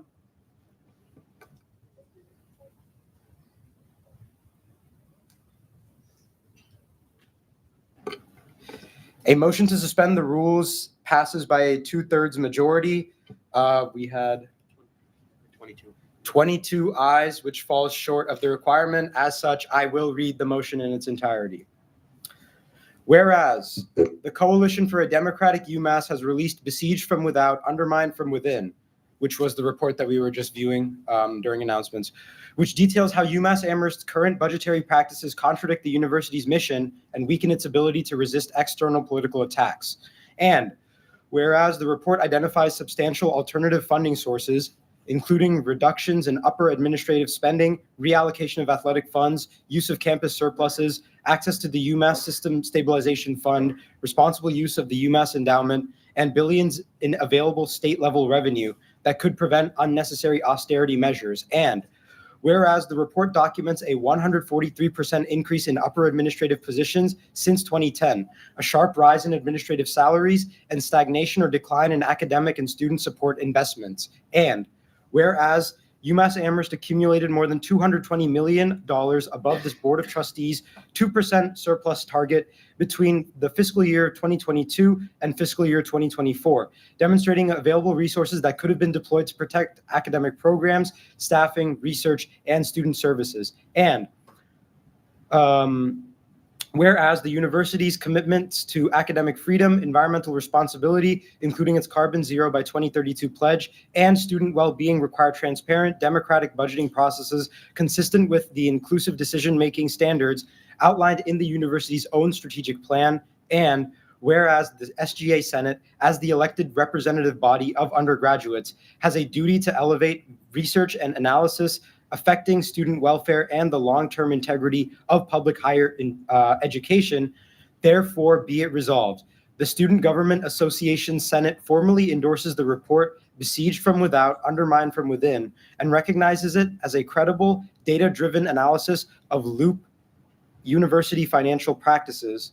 And be it further resolved, the SGA urges the Chancellor, Provost, Vice Chancellor for Administration and Finance, and the UMass Board of Trustees to seriously evaluate and respond to the report's findings and recommendations. And be it further resolved, the SGA calls for full transparency in the university budgeting process, including public access to financial data and meaningful shared governance with students, staff, and faculty before any cuts are enacted. And be it further resolved, the SGA affirms that cuts to academics, student services, staffing, or climate initiatives must not be pursued while major funding alternatives remained untapped.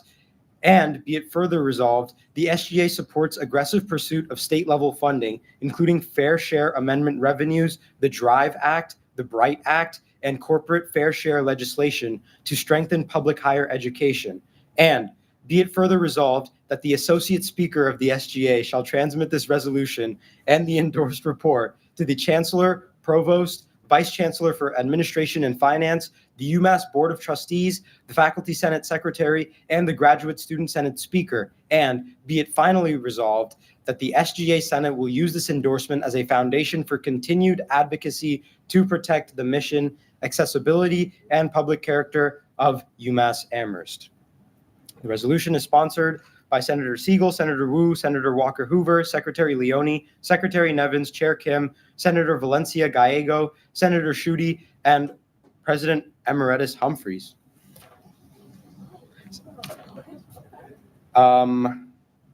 The sponsorship is recognized for a brief factual description.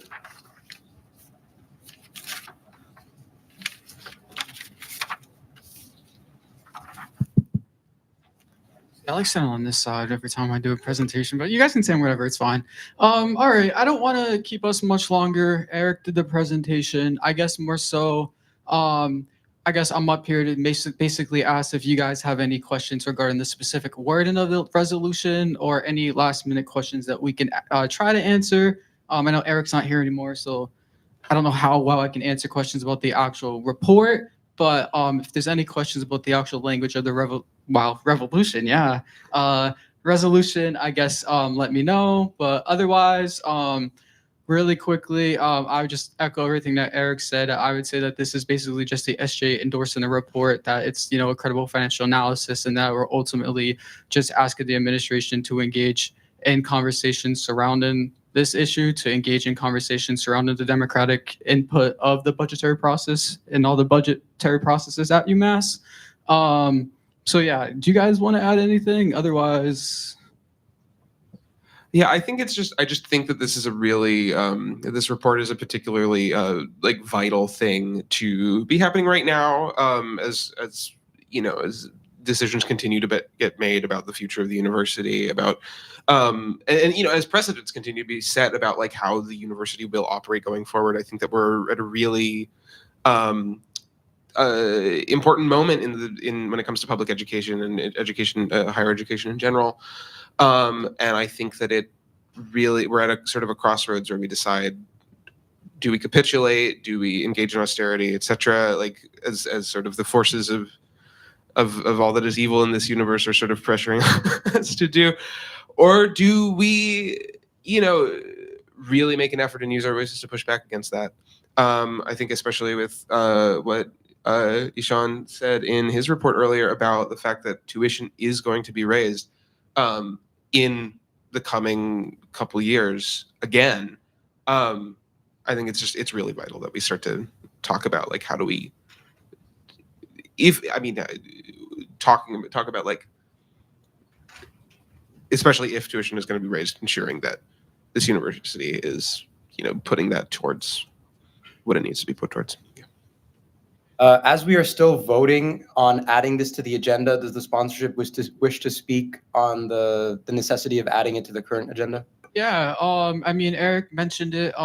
It's the fact that, I think what Noah said about just everything going on right now. But I would just echo the fact that the report is trying to be finalized next week. And I think it is just incredibly powerful if we're able to consider this now and put our name behind it if passed. I think it just allows us to be able to open the doors with the university. Again, I know there are some concerns about possibly some of the specifics of the report, but I would just say the main thing that I really care about is essentially trying to create conversation about the fact that we have, budgets being, we're told that certain campuses have to have their budgets reduced or plan for that.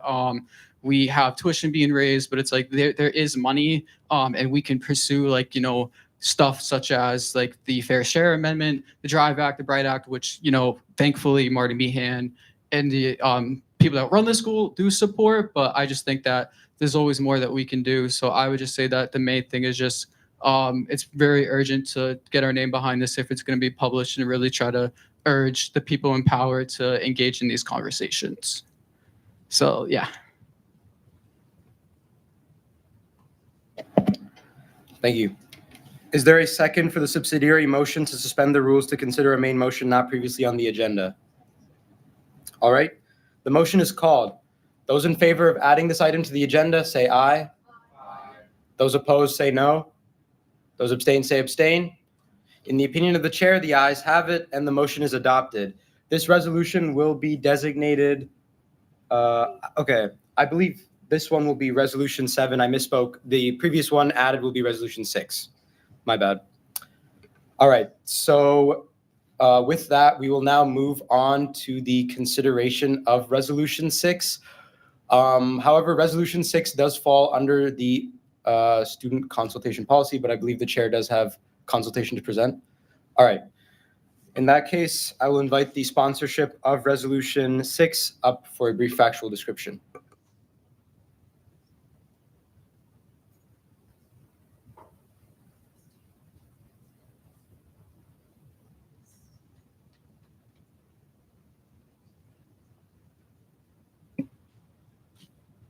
Hey, so this is, opposing the compact for academic excellence in higher education. So this is a resolution. Just briefly to run over it, since I did also present this last week and I have talked to you a lot about this. So the Secretary of Education of the United States asked a bunch of colleges, including UMass now, as it's been extended to all colleges, to sign this compact. And the deadline is the 21st. So this is more like kind of an emergency piece of resolution. So what it does is it holds federal benefits if universities refuse to surrender certain aspects of their autonomy, including this list. And it's more described in the resolution. But some key components are just academic freedom, freedom of speech, admissions and employment practices.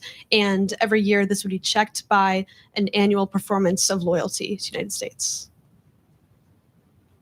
So main arguments of this resolution are that it violates rights of our community. It's a federal overreach into our own university's rights. It's against what the university stands for, and we should stand against it.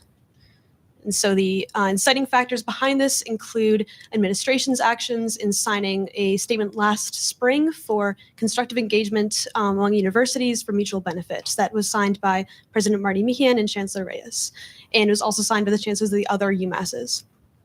And also the chancellor has verbally expressed opposition to the compact. He has read our resolution and is in support of it.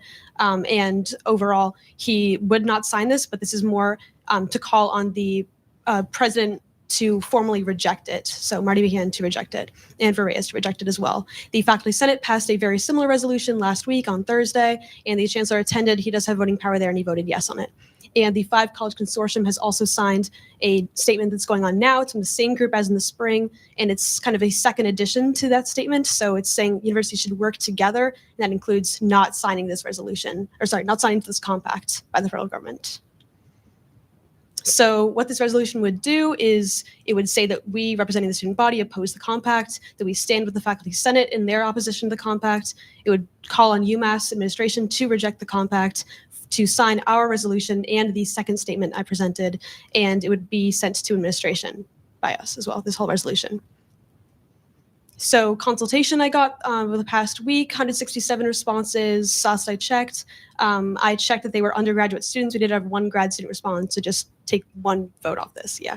And then the questions were just, it just had the resolution, and then it asked if students were in favor of it. So you can go to the next slide.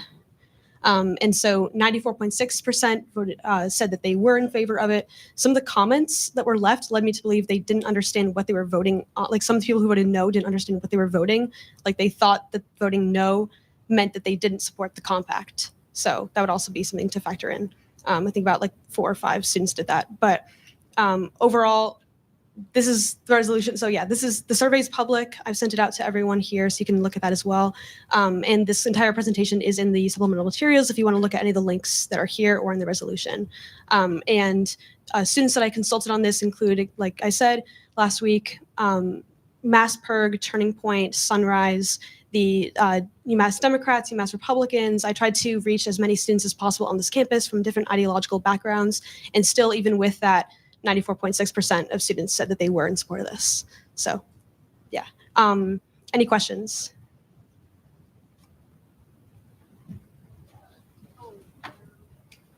Chair Hood, you're recognized. Did you get like official opinions on clubs that are more conservative leaning? Did they like tell you what they were thinking, or did you just like sent it to them? For UMass Republicans, as one example of that, I asked them if they'd like to meet. I never got a response. I messaged the official email and members of their leadership team and did not get a response. From Turning Point, I did meet with one representative who said that although they did not support this resolution entirely, they thought that for what it was well written in terms of like being focused on the federal overreach aspect and not about like general politics. Like there's nothing in this resolution that's anti-Trump. There's nothing that's like personally against any party. It's not necessarily a partisan resolution in that way. It's more so against overreach into UMass. So they said that they did not support it, but not necessarily from a fully ideological stance, but more so just because they thought it was not necessarily a violation of students' rights to. So they didn't necessarily agree with what the Faculty Senate said and what the Massachusetts governor's office has said this resolution or this compact does, which is violate people's rights. So that was more where the disagreement came across. Any other questions?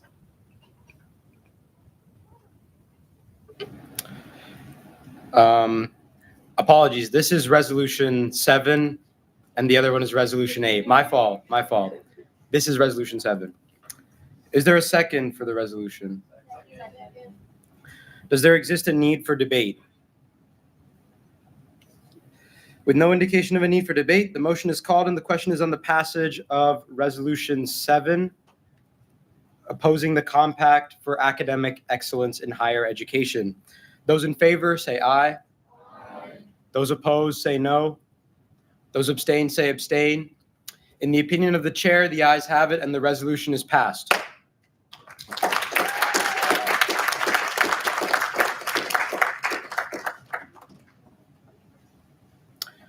The Senate will now consider Resolution 8, besieged from without, undermined from within, how UMass Amherst budgetary decisions contradict the university's mission and weaken its defenses against hostile politicians.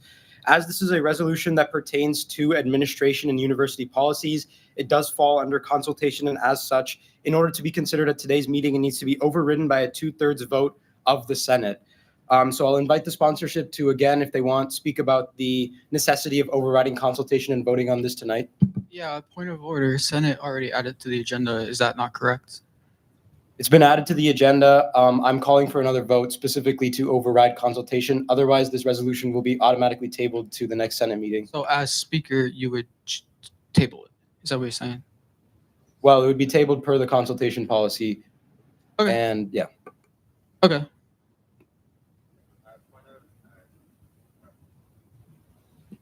Just like real quick point of clarification. So the 2016 student consultation policy says that for matters that pertain to like certain political movements or the actions of an RSO, the SGA is saying approval or disapproval for any of that requires student consultation.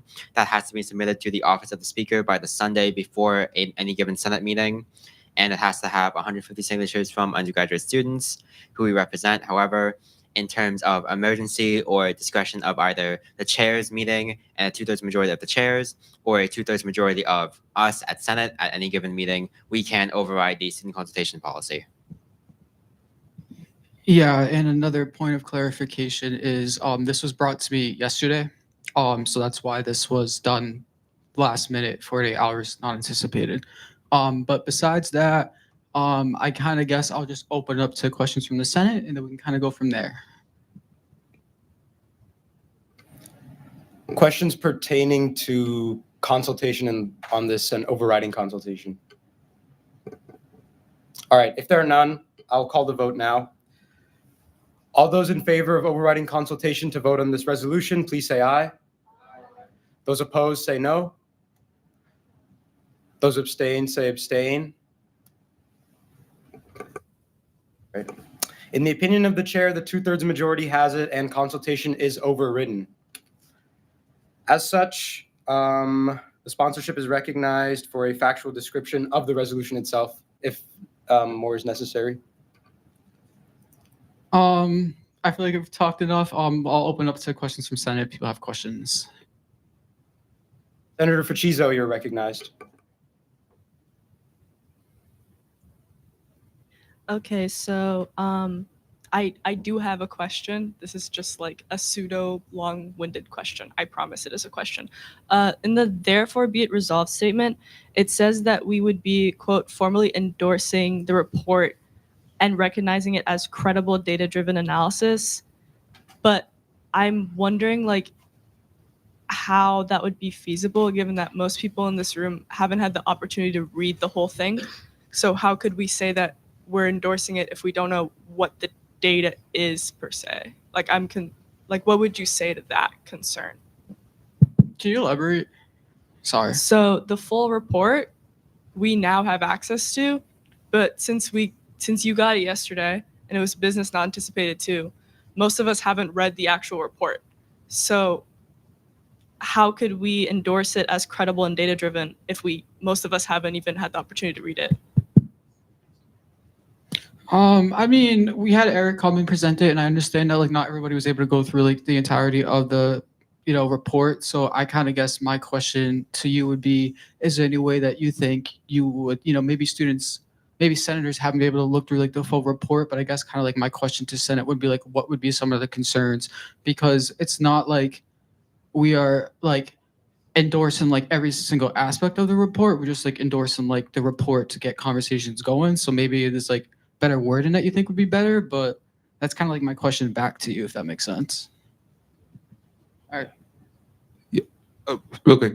Yeah, I think I will say I've read the report. I have faith in the report.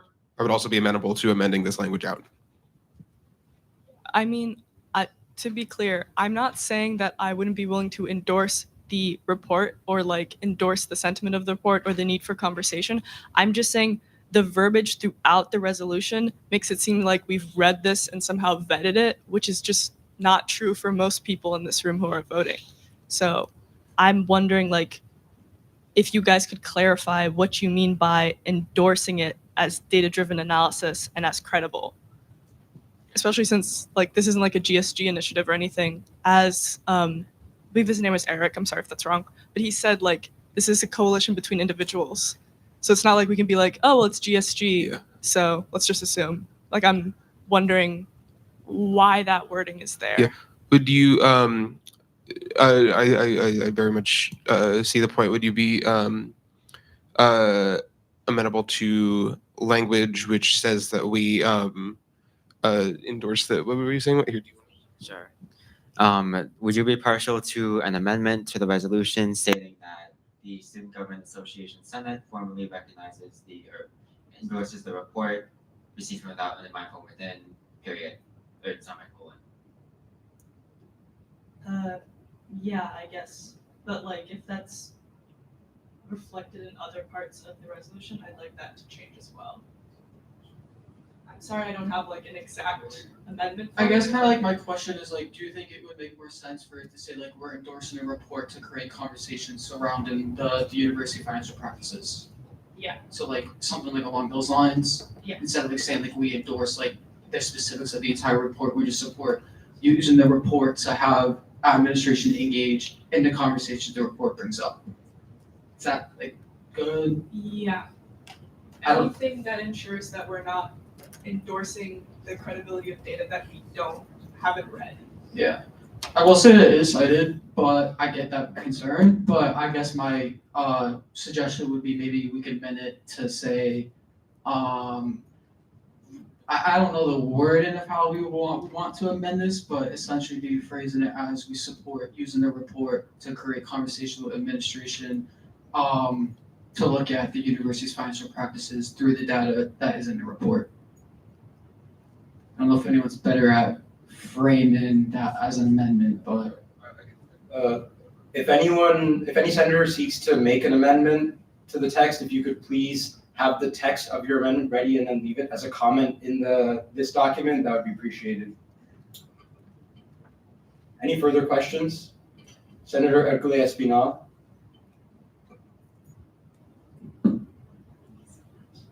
So I love this. There just appears to be some inflammatory language within the report, and just as like a representative of my class, I just feel like it wouldn't be like representing students at all ideological standpoints. And I understand that Eric talked about that, and he said that the report isn't guided by a single ideology. However, it just does have like certain attacks on certain students who may believe certain things.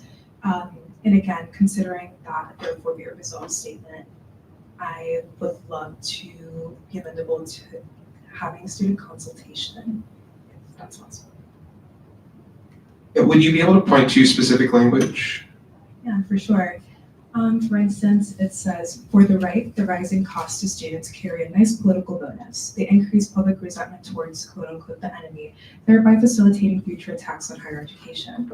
For the right, let's see, more moderate or liberal elites are rhetorically supportive of the university's mission, yet they often share the right's commitment to the business and the wealthy. I have one more.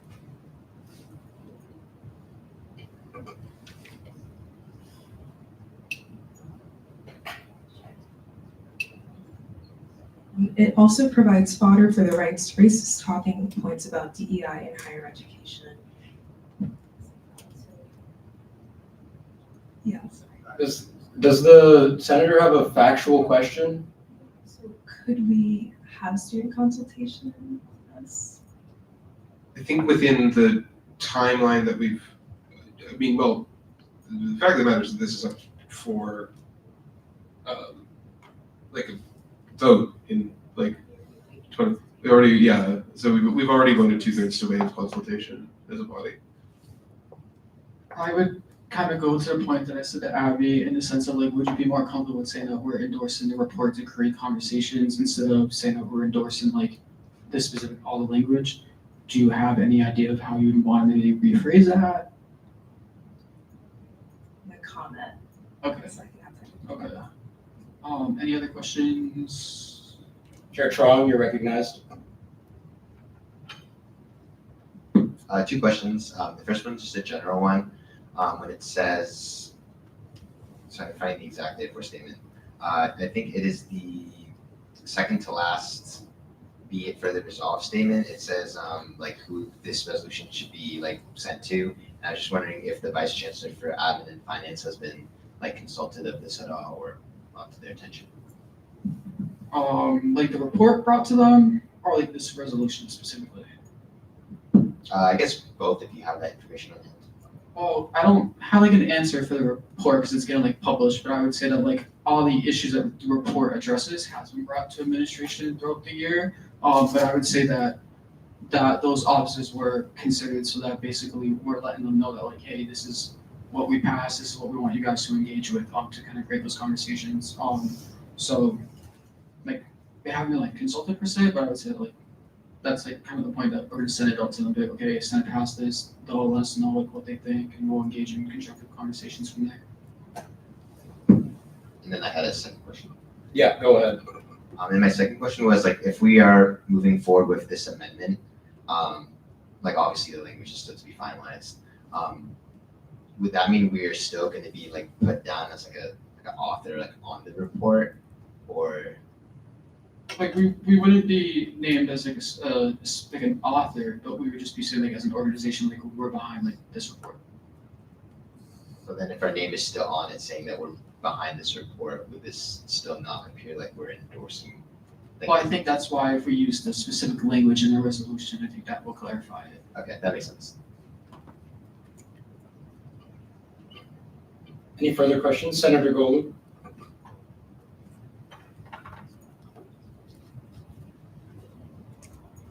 Yeah. I don't understand why we have to mention the parts in the title. How UMass Amherst budgetary decisions contradict the university's mission and weaken its defenses against hostile politicians.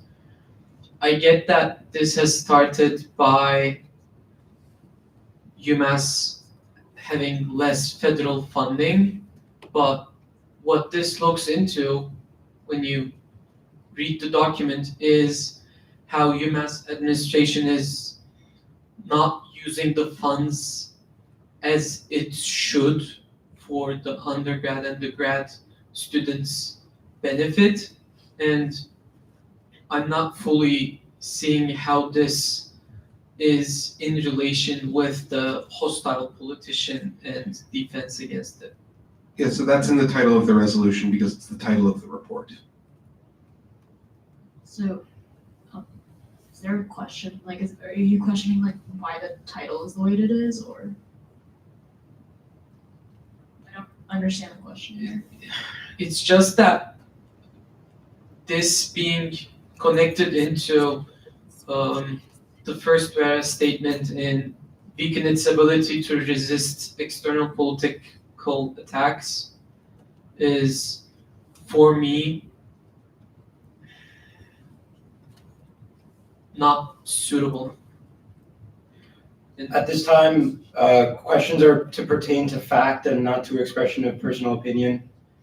Unless your question is like asking for an explanation of why the title is the way it is, your question is out of order. Yeah. I guess if I can add anything as to why the title would be the way it is, other than being within the report. When you have a car driving down the road and you're saying you want to stop it, and then you actively help it drive down the road, you're contradicting yourself. By taking funding away from academic programs, whatever the excuse may be, they're not doing anything to stop the car from driving down the road. And I think that this is just acting as a reminder, a speed bump, if you will, to say, hey, let's slow down the car, let's prevent it from getting down the road. And being blunt, being real about it is the best way that we can communicate these things. We could say all sorts of different things that essentially say what that is without saying what that is, but there's no point in doing that. We just need to call it as we see it and say, the kettle's black. Okay, that's what it is. It's not, rose gold with a bunch of dirt on it. Any further questions? Senator Fracchizzo? So, this is kind of a more general question, but I'm curious as to like, what is the, I don't know how to say this. What do you think, what in your guys' view is the benefit of like endorsing the specific report versus just asking to join this coalition for a democratic UMass? And like just being involved in the work of negotiating with admin and like bringing issues. Why specifically would it be better for us to just like endorse this report?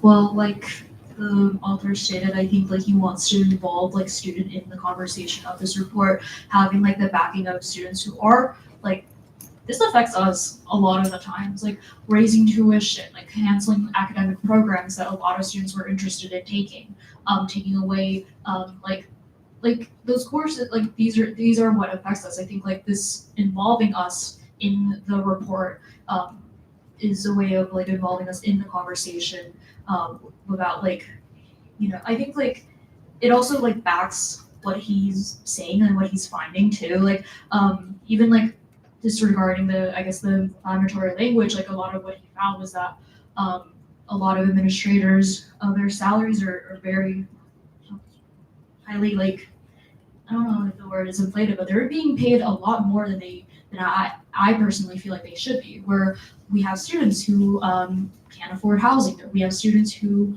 are low income and they depend on like a lot of the like state programs in order to fund their education. There are just better ways of using this money that's just not being used.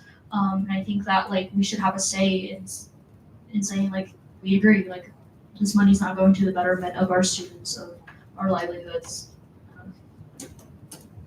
I would also add that I don't think it's necessarily mutually exclusive. I think what Bruce said is like all right on about like the points what Eric stressed, but I would say that the main thing that is like it's given the report is allowing the report to be used to have the conversations, and then I think we are then able to say, okay, we got behind this report, now what's next? Now how do we get more students involved? So I would say that it's kind of like the beginning of that, if that makes sense, if that adds more to what we said.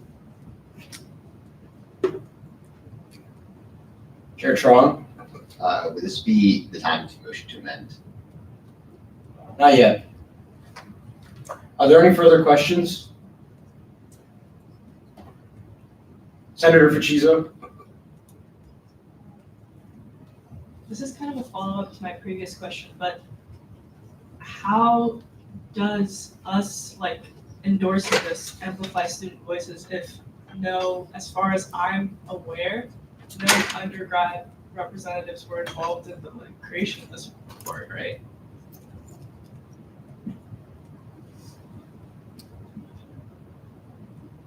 I think the conclusions of the report and the questions asked by it as well,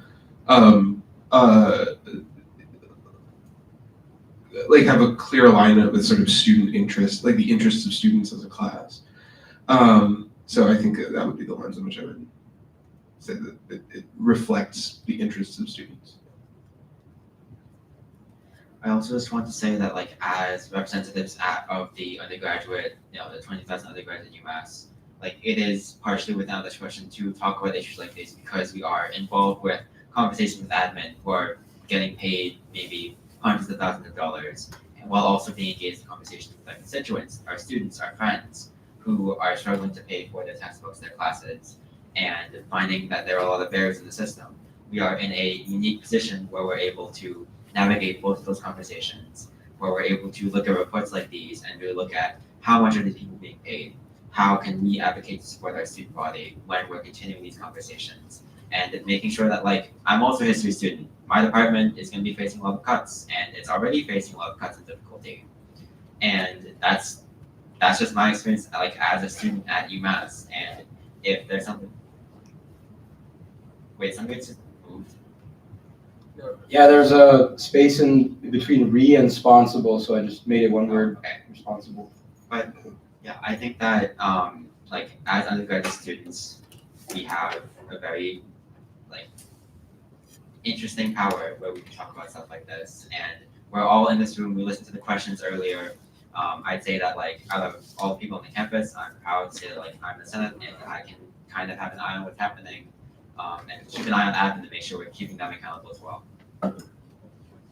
Senator Fuchizo, can you do me a favor and just repeat that question for me? The one that you just asked. I'm gonna be honest, I don't remember what I said verbatim, but my follow-up to my previous question was, how does us endorsing this report elevate undergraduate student voices when no undergraduate students were involved in the making of this report? I like that question. It's a good one. I think that our participation, our scrutiny, this specific conversation, the amendments that we will make to this are that undergraduate involvement, and with this endorsement, our stewardship of the conversation afterwards is how we maintain that the undergraduate student body's voice is in this. This is going to happen regardless of what we do, right? Whether or not we endorse this or if this passes tonight, the Coalition for Democratic UMass is going to post this, and then they will control the narrative of it. And that's okay. What this is going to do is allow us to have ownership and shared cooperative control of the narrative with them so that we can ensure that the undergraduate student population can have further consultation, that we can ensure that to our standards, the undergraduate student body is being involved properly, that it's not just a single professor, that it's not just GEO, that it's not just MSP, that it's not just PSU, that it's not the RAPM union or this, that, but that every single undergraduate student, right, left, red, blue, is involved in this kind of conversation. Now, I understand they may or may not be involved now. We can make it so that they are. That's why I endorsed this thing. It's because of our stature as the Student Government Association that we can apply that pressure to make sure that that's happening. If that at all answers or alleviates your concerns. Chair Hood, you recognize.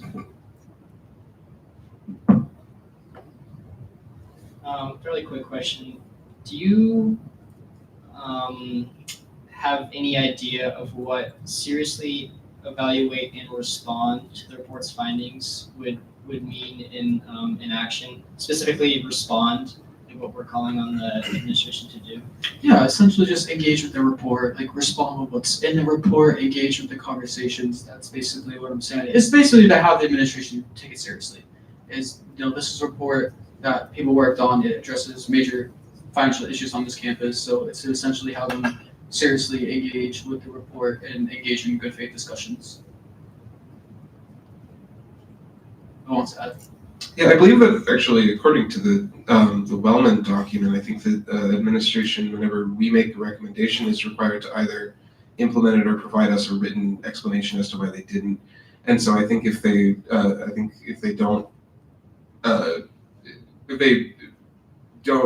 implement the resolution, which in this case would be basically reading and considering the report. If they don't read and consider the report, they have to respond to us. And so I hope that they maybe send us a message back, a couple emails.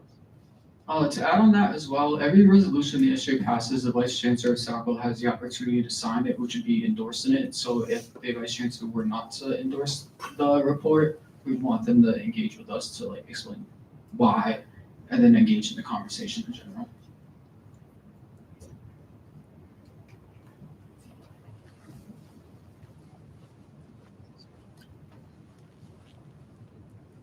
Senator Tacky.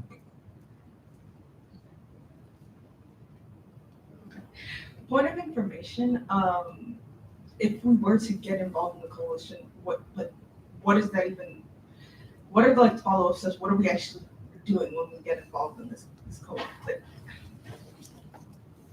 It's just a bit vague, your description of how we're getting involved. Yeah, and I think that having experience with sort of campaigns similar to this, and what Eric is and the other folks involved in this report are embarking on, I think that I assume that is the shape that coalition is taking shape at the moment, and so I think that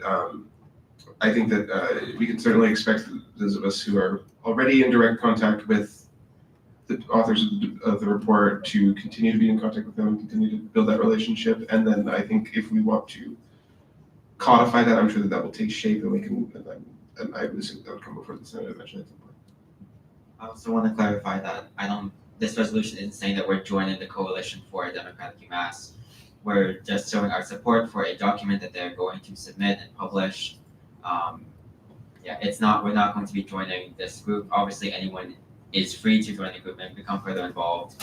I know that we had Eric come in there today. There is at least one faculty member involved. But we are not going to be joining this group if we vote yes on this resolution. And the resolution just shows sentiment anyhow. Sorry. Senator Tacky, you have a follow-up? Yeah, so we don't actually know what the coalition will be doing, because as of right now, we don't know what form they're taking in terms of trying to put this into an actionable plan. Just to clarify, not as an opposition per se. So a lot of these kinds of things, when we have campaigns like these, they do this. They get endorsements for that kind of campaign, which is what this process is. So MSP, PSU, the other unions that are involved, other necessary groups that are involved, Phenom, and other advocacy undergraduate groups, that I could potentially think of.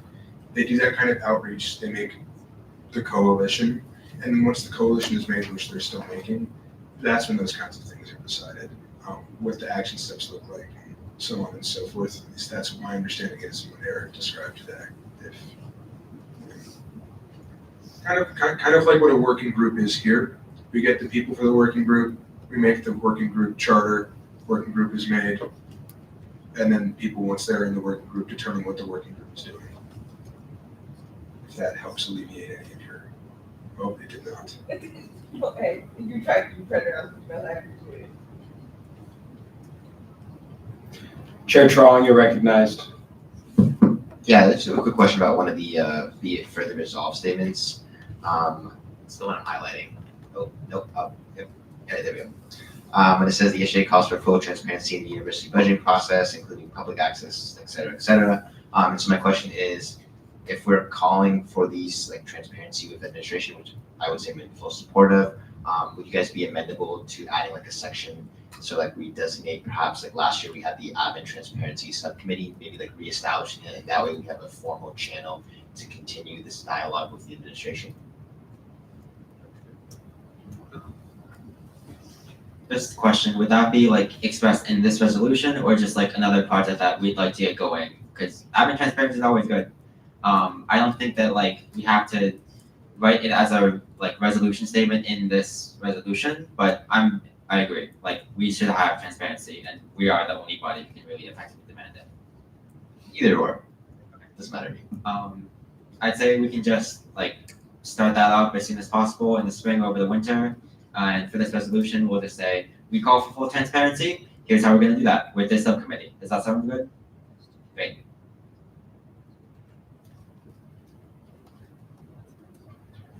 Are there any further questions? No more questions? All right. Is there a second for this resolution? Does there exist, Chair Hood? Motion to amend has been called. What's the amendment? The amendment left by the Ways and Means Chair on this one here? Yeah. All right. The amendment reads, therefore be it resolved, the Student Government Association Senate formally acknowledges the concerns from the report besieged from without, undermined from within, and commits to engaging in dialogue with UMass administration for increased financial transparency based on the financial analysis presented.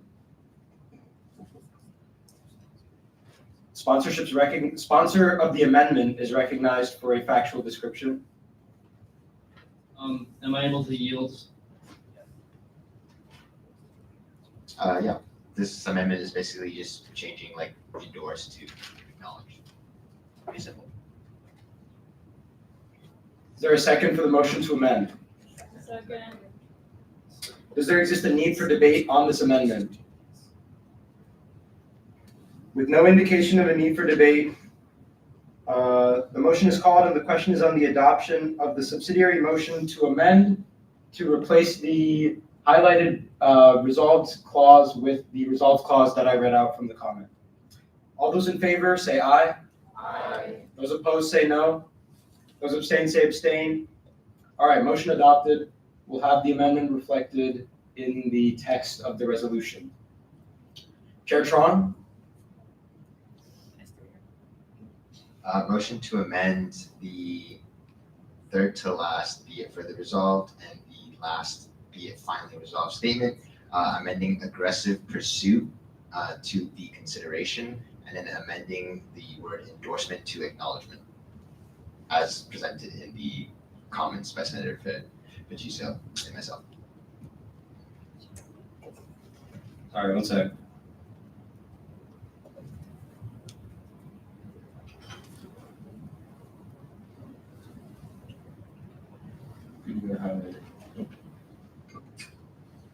I'll check 5.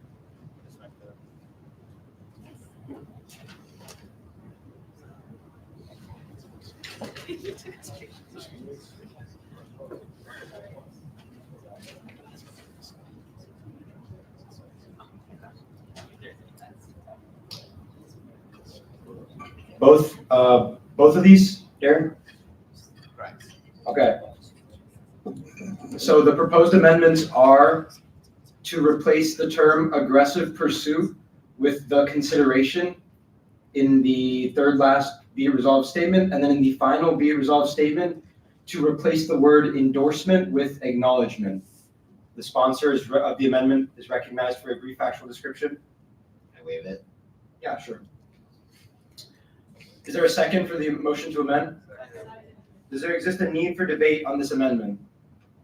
With no indication of a need for debate, the motion is called. The question is on the adoption of the subsidiary motion to amend to reflect the two amendments in the comments. Those in favor say aye. Those opposed say no. Those abstain say abstain. In the opinion of the chair, the ayes have it and the motion is adopted. We'll have those amendments reflected as well.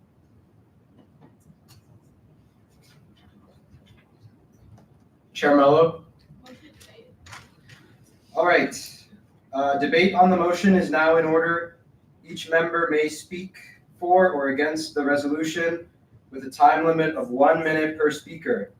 Senators who are in opposition to the resolution that would like to participate in debate may be recognized by lining up behind this microphone on my left. And if someone could bring a mic up there, that'd be great. Senators who are in favor of the resolution may be recognized by lining up behind the microphone closest to the sponsors where they're standing on my right. Yeah, go ahead. This is for the entire resolution. We've already passed all the amendments.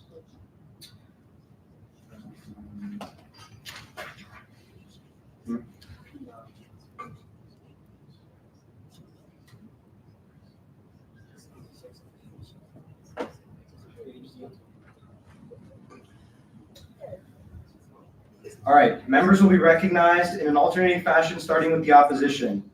Please direct all comments towards me, and in order for non-voting members of the Senate, including members of the executive, to speak, they must have the floor yielded to them by a senator.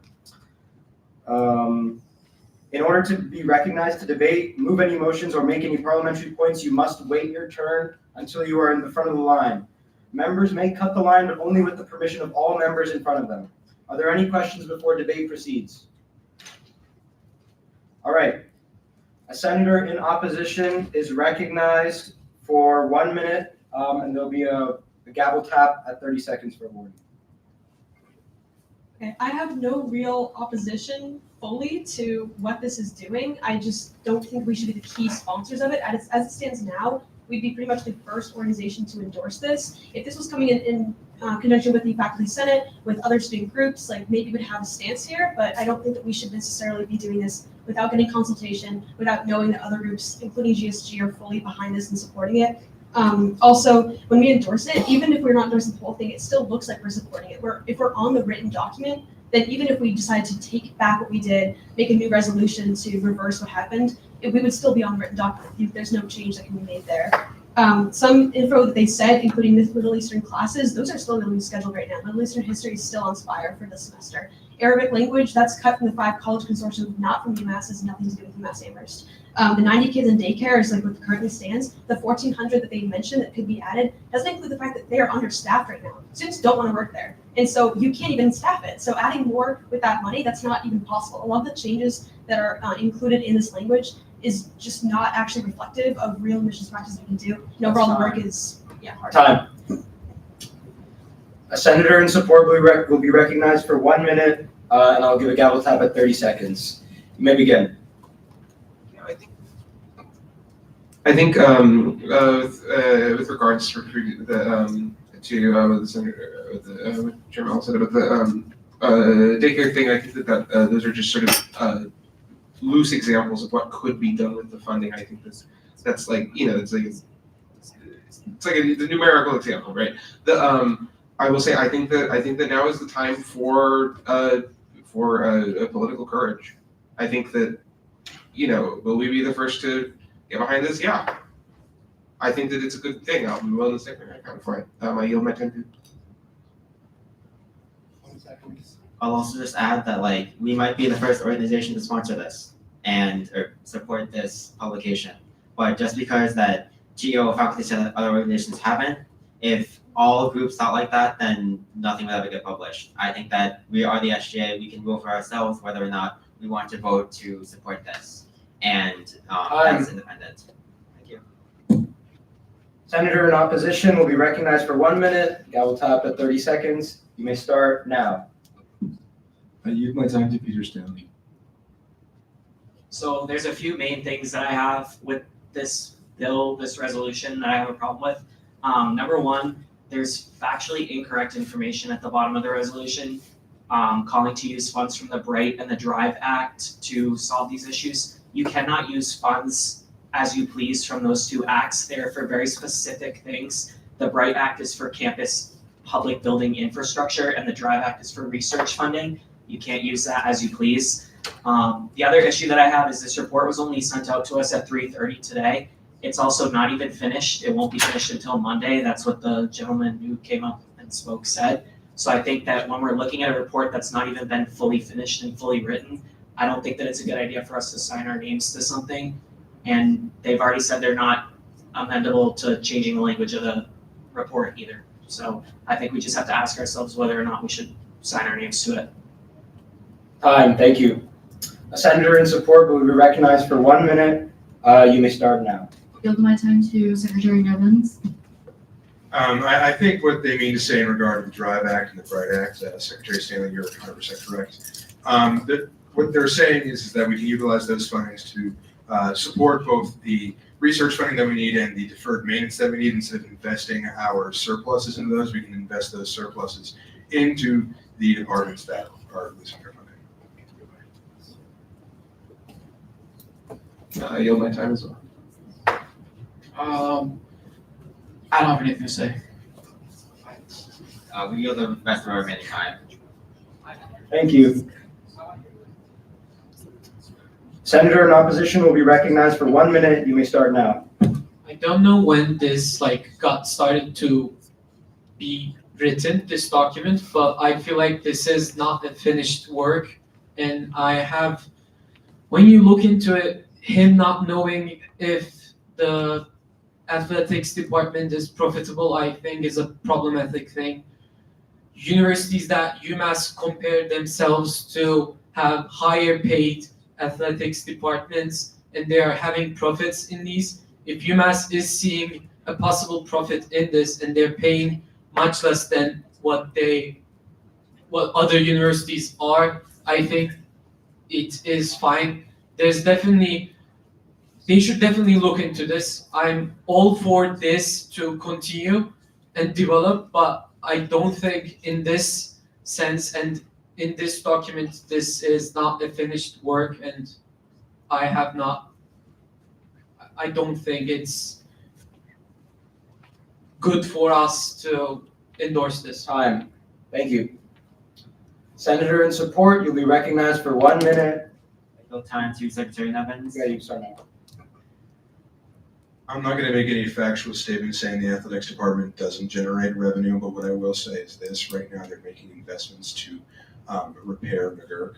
Theoretically, they could use revenue from the athletics department to utilize that because it's an athletics department building. They're not doing that. They're using surpluses from the university.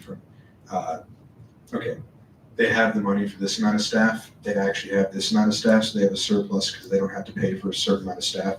They're using that money to make those changes to the McGurk Stadium right now. Theoretically, they would use athletics, but they're not.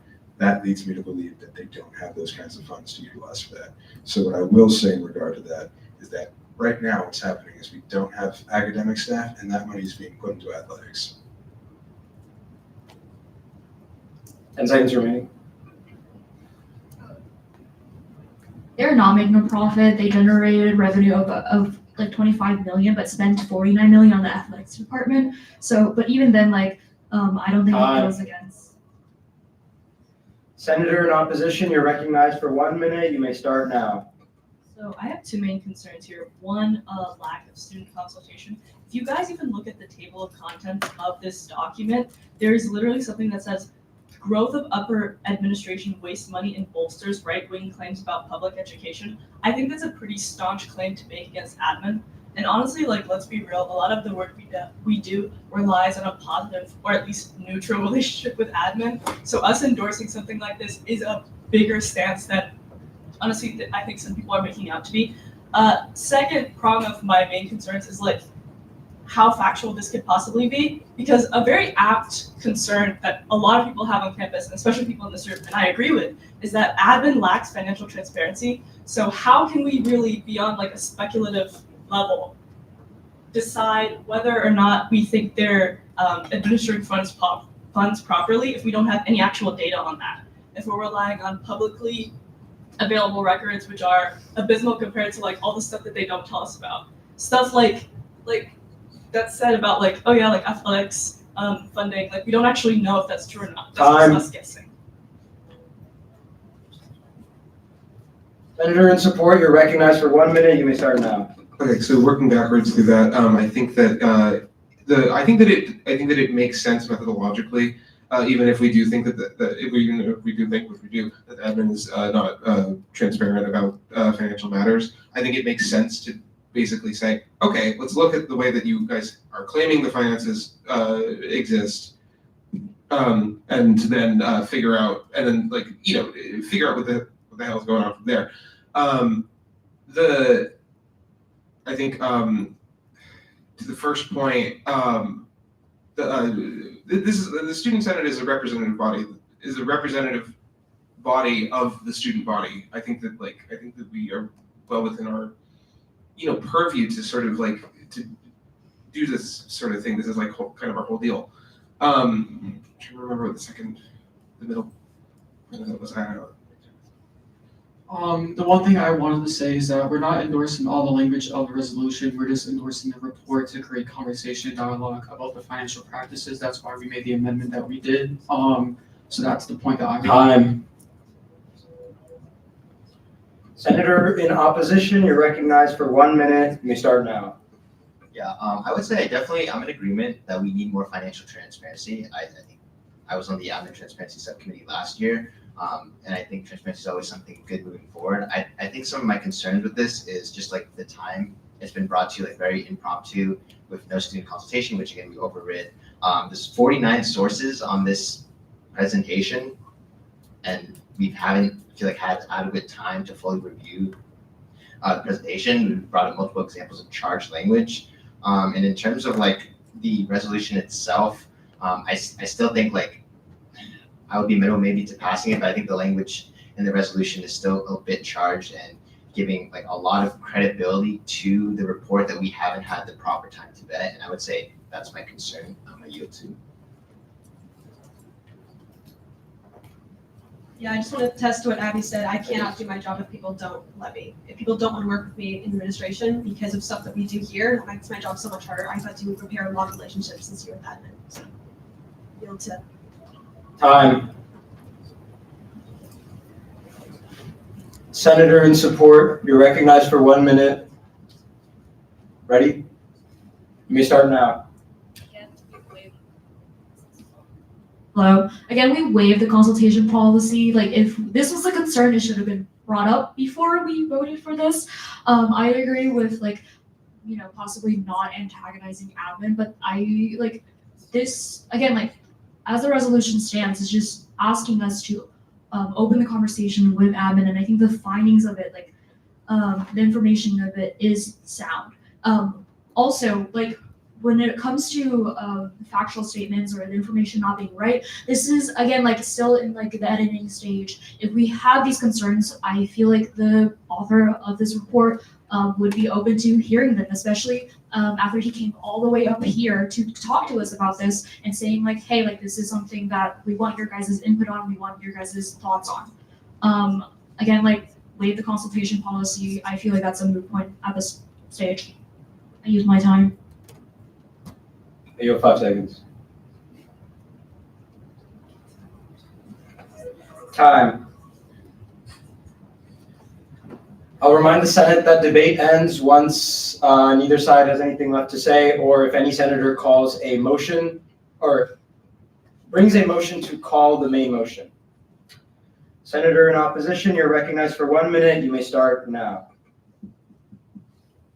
Yeah, I'll say overall I like the idea of this report, and I'm okay with this, what we're voting on right here overall. My problem is what is getting put into the report about us and about our, about what we said about it. Are they putting our name at the top and saying the SGA endorses this? Because our resolution isn't saying that anymore. It's saying we acknowledge that it has like good points. So I'm just concerned that they're going to put us in as an endorsement, which doesn't accurately represent what we're talking about now. So I don't really know how to address that unless we put in this that we don't want to be formally endorsing it in their report. That's my main concern. I think. Hold on. 10 seconds remaining.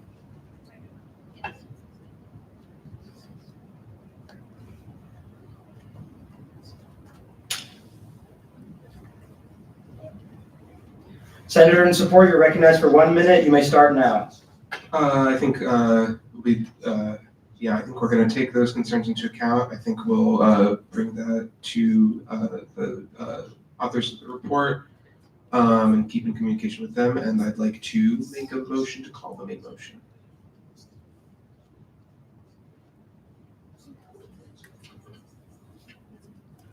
Motion to call the main motion has been called. Is there a second? Motion has been moved and seconded. Okay, so motion to call the main motion. This is a vote to end the debate. And after this, we will move on to our final vote on the resolution. All those in favor of ending debate, say aye. Those opposed, say no. No.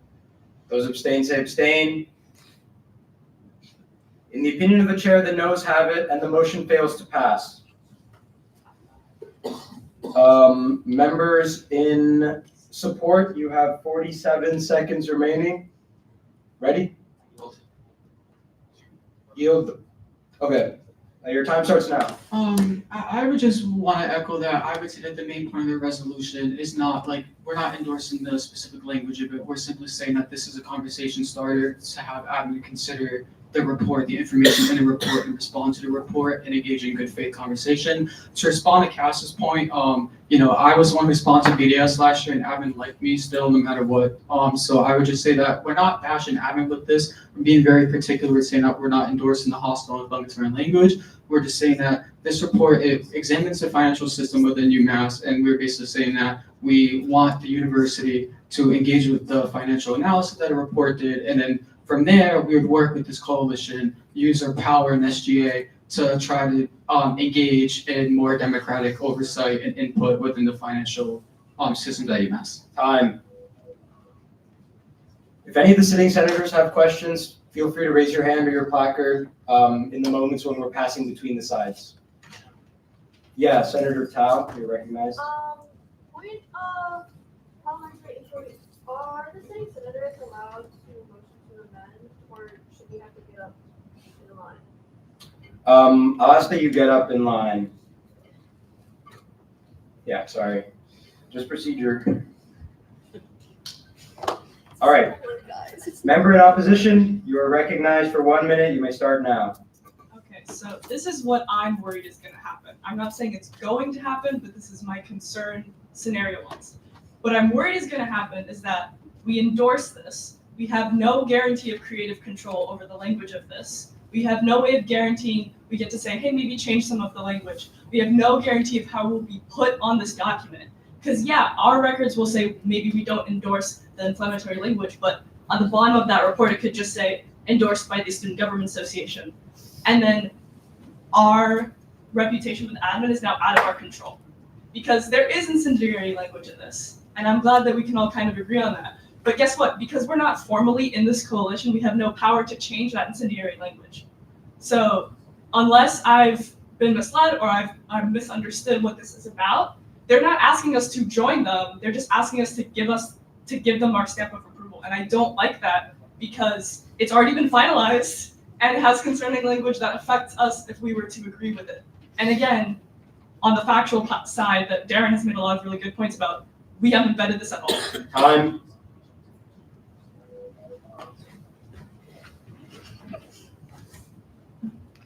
Member in support, you're recognized for 1 minute. Yeah, I don't. You may start now. Yeah, I think I really, I mean, looking at the particularly what Senator Archelaus pointed to earlier as supposed inflammatory language, I think it's all perfectly in line with the way that administration, academic departments at UMass, et cetera, have all spoken about, quote unquote attacks on academic freedom, the climate around federal funding, et cetera. In the past, I think it's all in line with sort of the sort of political tack that administration has even taken. And I think that that's one of the strengths of this report is that it takes sort of admin's words and uses that to make its own point. How about you, look into who's next? Yeah. 10 seconds. 10 seconds? Yeah. I'm back just because my name's on this, and I think if we don't seize this tonight, then it's going to look really bad when the faculty senate passes this.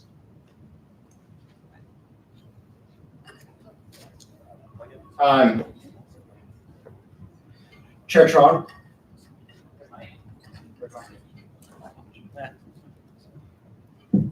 Do we have a timeline for when the next time faculty senate is meeting?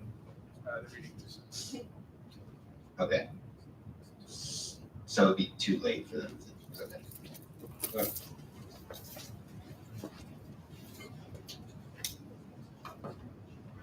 Member in opposition, you have 1 minute. You may start now.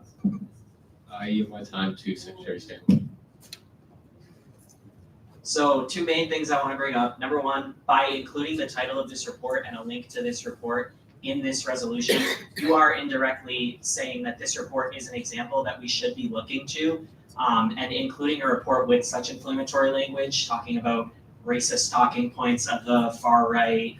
Whether or not we agree or disagree with that, there are still constituents of ours that do identify as Republican, and to say that their talking points are racist, it's just not very representative of their beliefs. Our jobs are to be representative of everybody's beliefs and act on policy that is in the best interest of the undergraduate student body as a whole, not just students who identify as Democrats. And then the other thing I want to say is the admin has never adopted language similar to the inflammatory talking points that are included in this report. Thank you. Thanks. Member in support, you are recognized. You have 1 minute and may start now.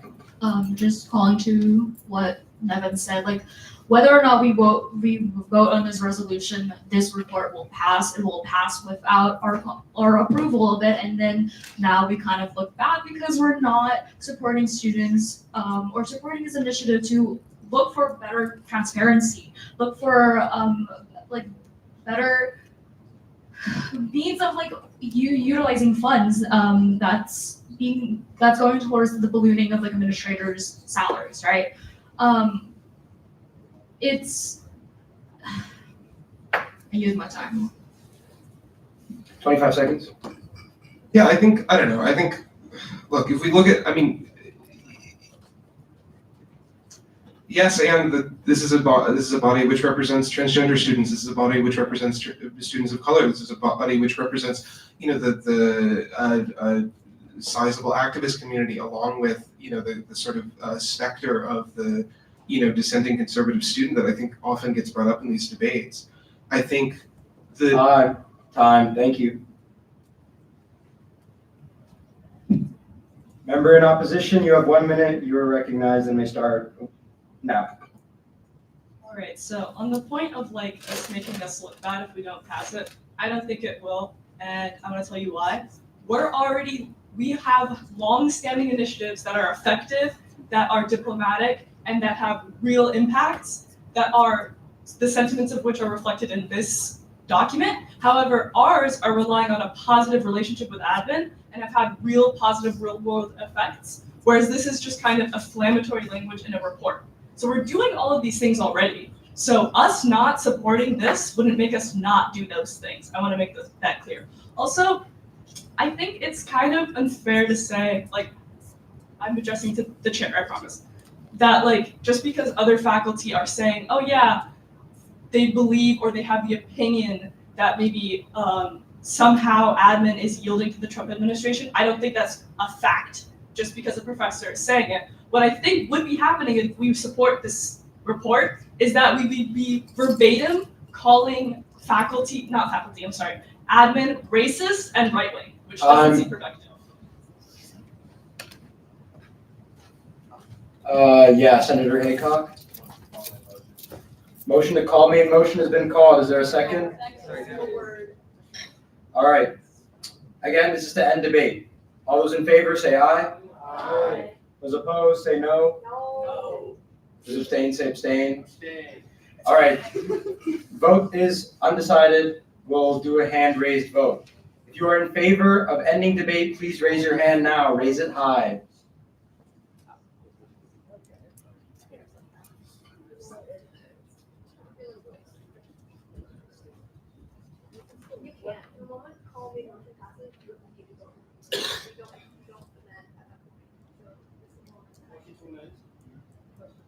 I have to get up to.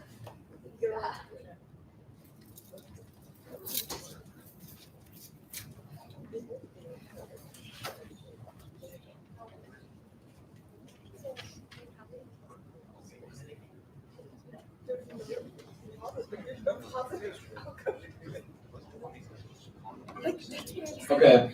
Yeah, motion to amend would still be in order after ending debate, so. Yeah, call main motion would end debate. I'll still entertain an amendment afterwards.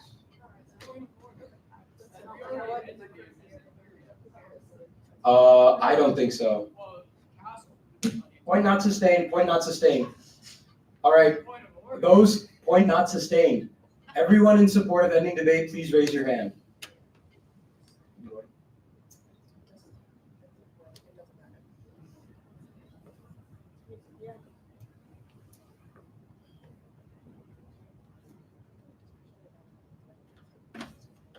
Hands down, please.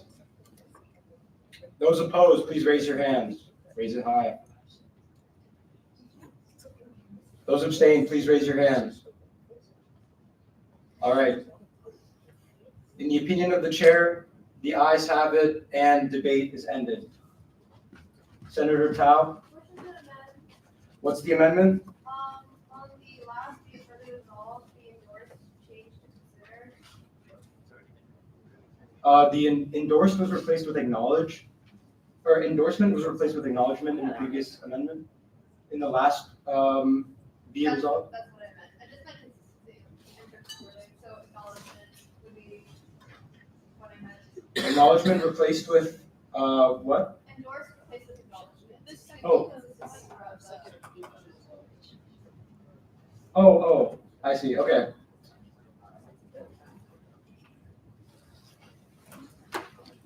No, that is new.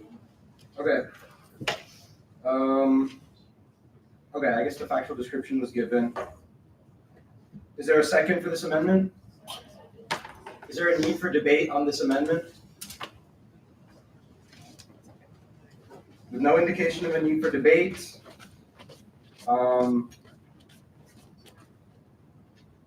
Also, just to clarify, any senator may make the motion to overrule the decision of the speaker with regards to entertaining an amendment. Okay. In that case, then, the motion is called to amend to replace the term endorsed in the second last be it further resolved statement with acknowledged. All those in favor say aye. Aye. Those opposed say no. Those abstain say abstain. In the opinion of the chair, the ayes have it and the motion is adopted. We'll have that amendment reflected in the document.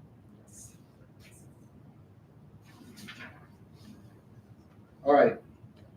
With no further debate, we shall proceed to the final vote on the resolution. Senator Siegel. Point of parliamentary inquiry, would this be in order to offer a roll call vote? Yes. Motion to take this vote roll call vote. All right. We will be conducting a roll call vote.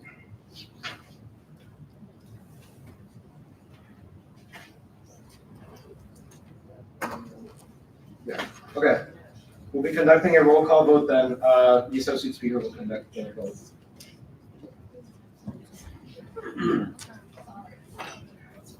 Okay, so when I call your name, just say yay or nay or yes or no, whatever you want to say. Or abstain. Or abstain. Senator Ashrafi is not present.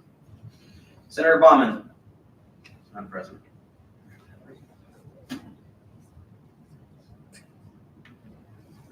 Senator Baker. Nay.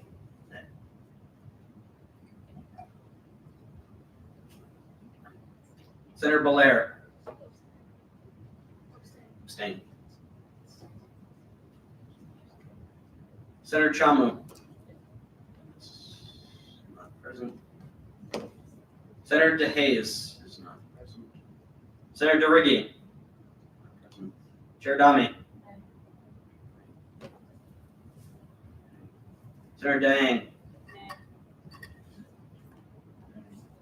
Senator Faciso. Senator Haycock. Nay. Senator Efele Espinal. Senator Hiranandani. Present. Chair Hood. Nay. Senator Huang. Nay. Senator Jame. He's not present. Senator Kennedy. Not present. Chair Kim. Aye. Kim, aye. Senator Cohison. Yes. Aye. Senator Lamore. Not present. Senator Malari. Senator Monda.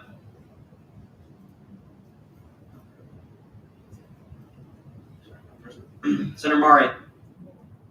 No. Murray, nay. Senator Meeson. Meeson. Nay. Chair Mello. No. Nay. Senator Morales Aquino. Nay. Senator Nalibo. Senator Ng. Chair Nguyen. Chair Nika. Present. Senator Disha Patel. Not present. Senator Ryan Patel. No. Nay. Senator Rhea Patel. No. Nay. Senator Reed. Senator Roy. Senator Singh is not. Senator Schuette.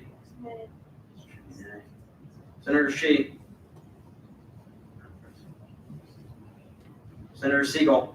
Aye. Aye. Senator Sun. No. Nay. Senator Seversky.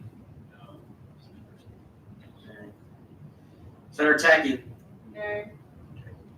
Senator Tajwani. Tajwani not here.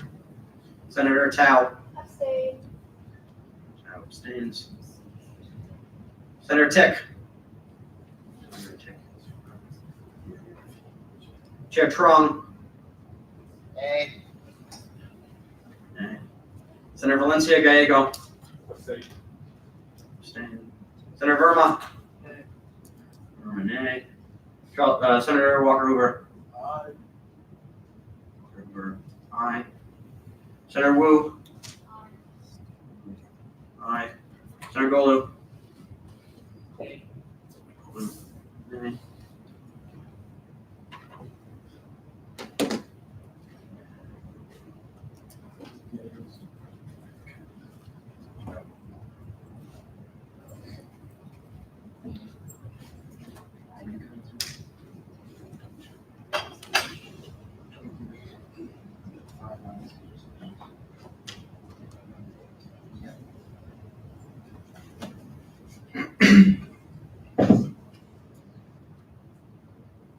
With 5 ayes, 23 noes, and 3 abstentions, the resolution fails to pass.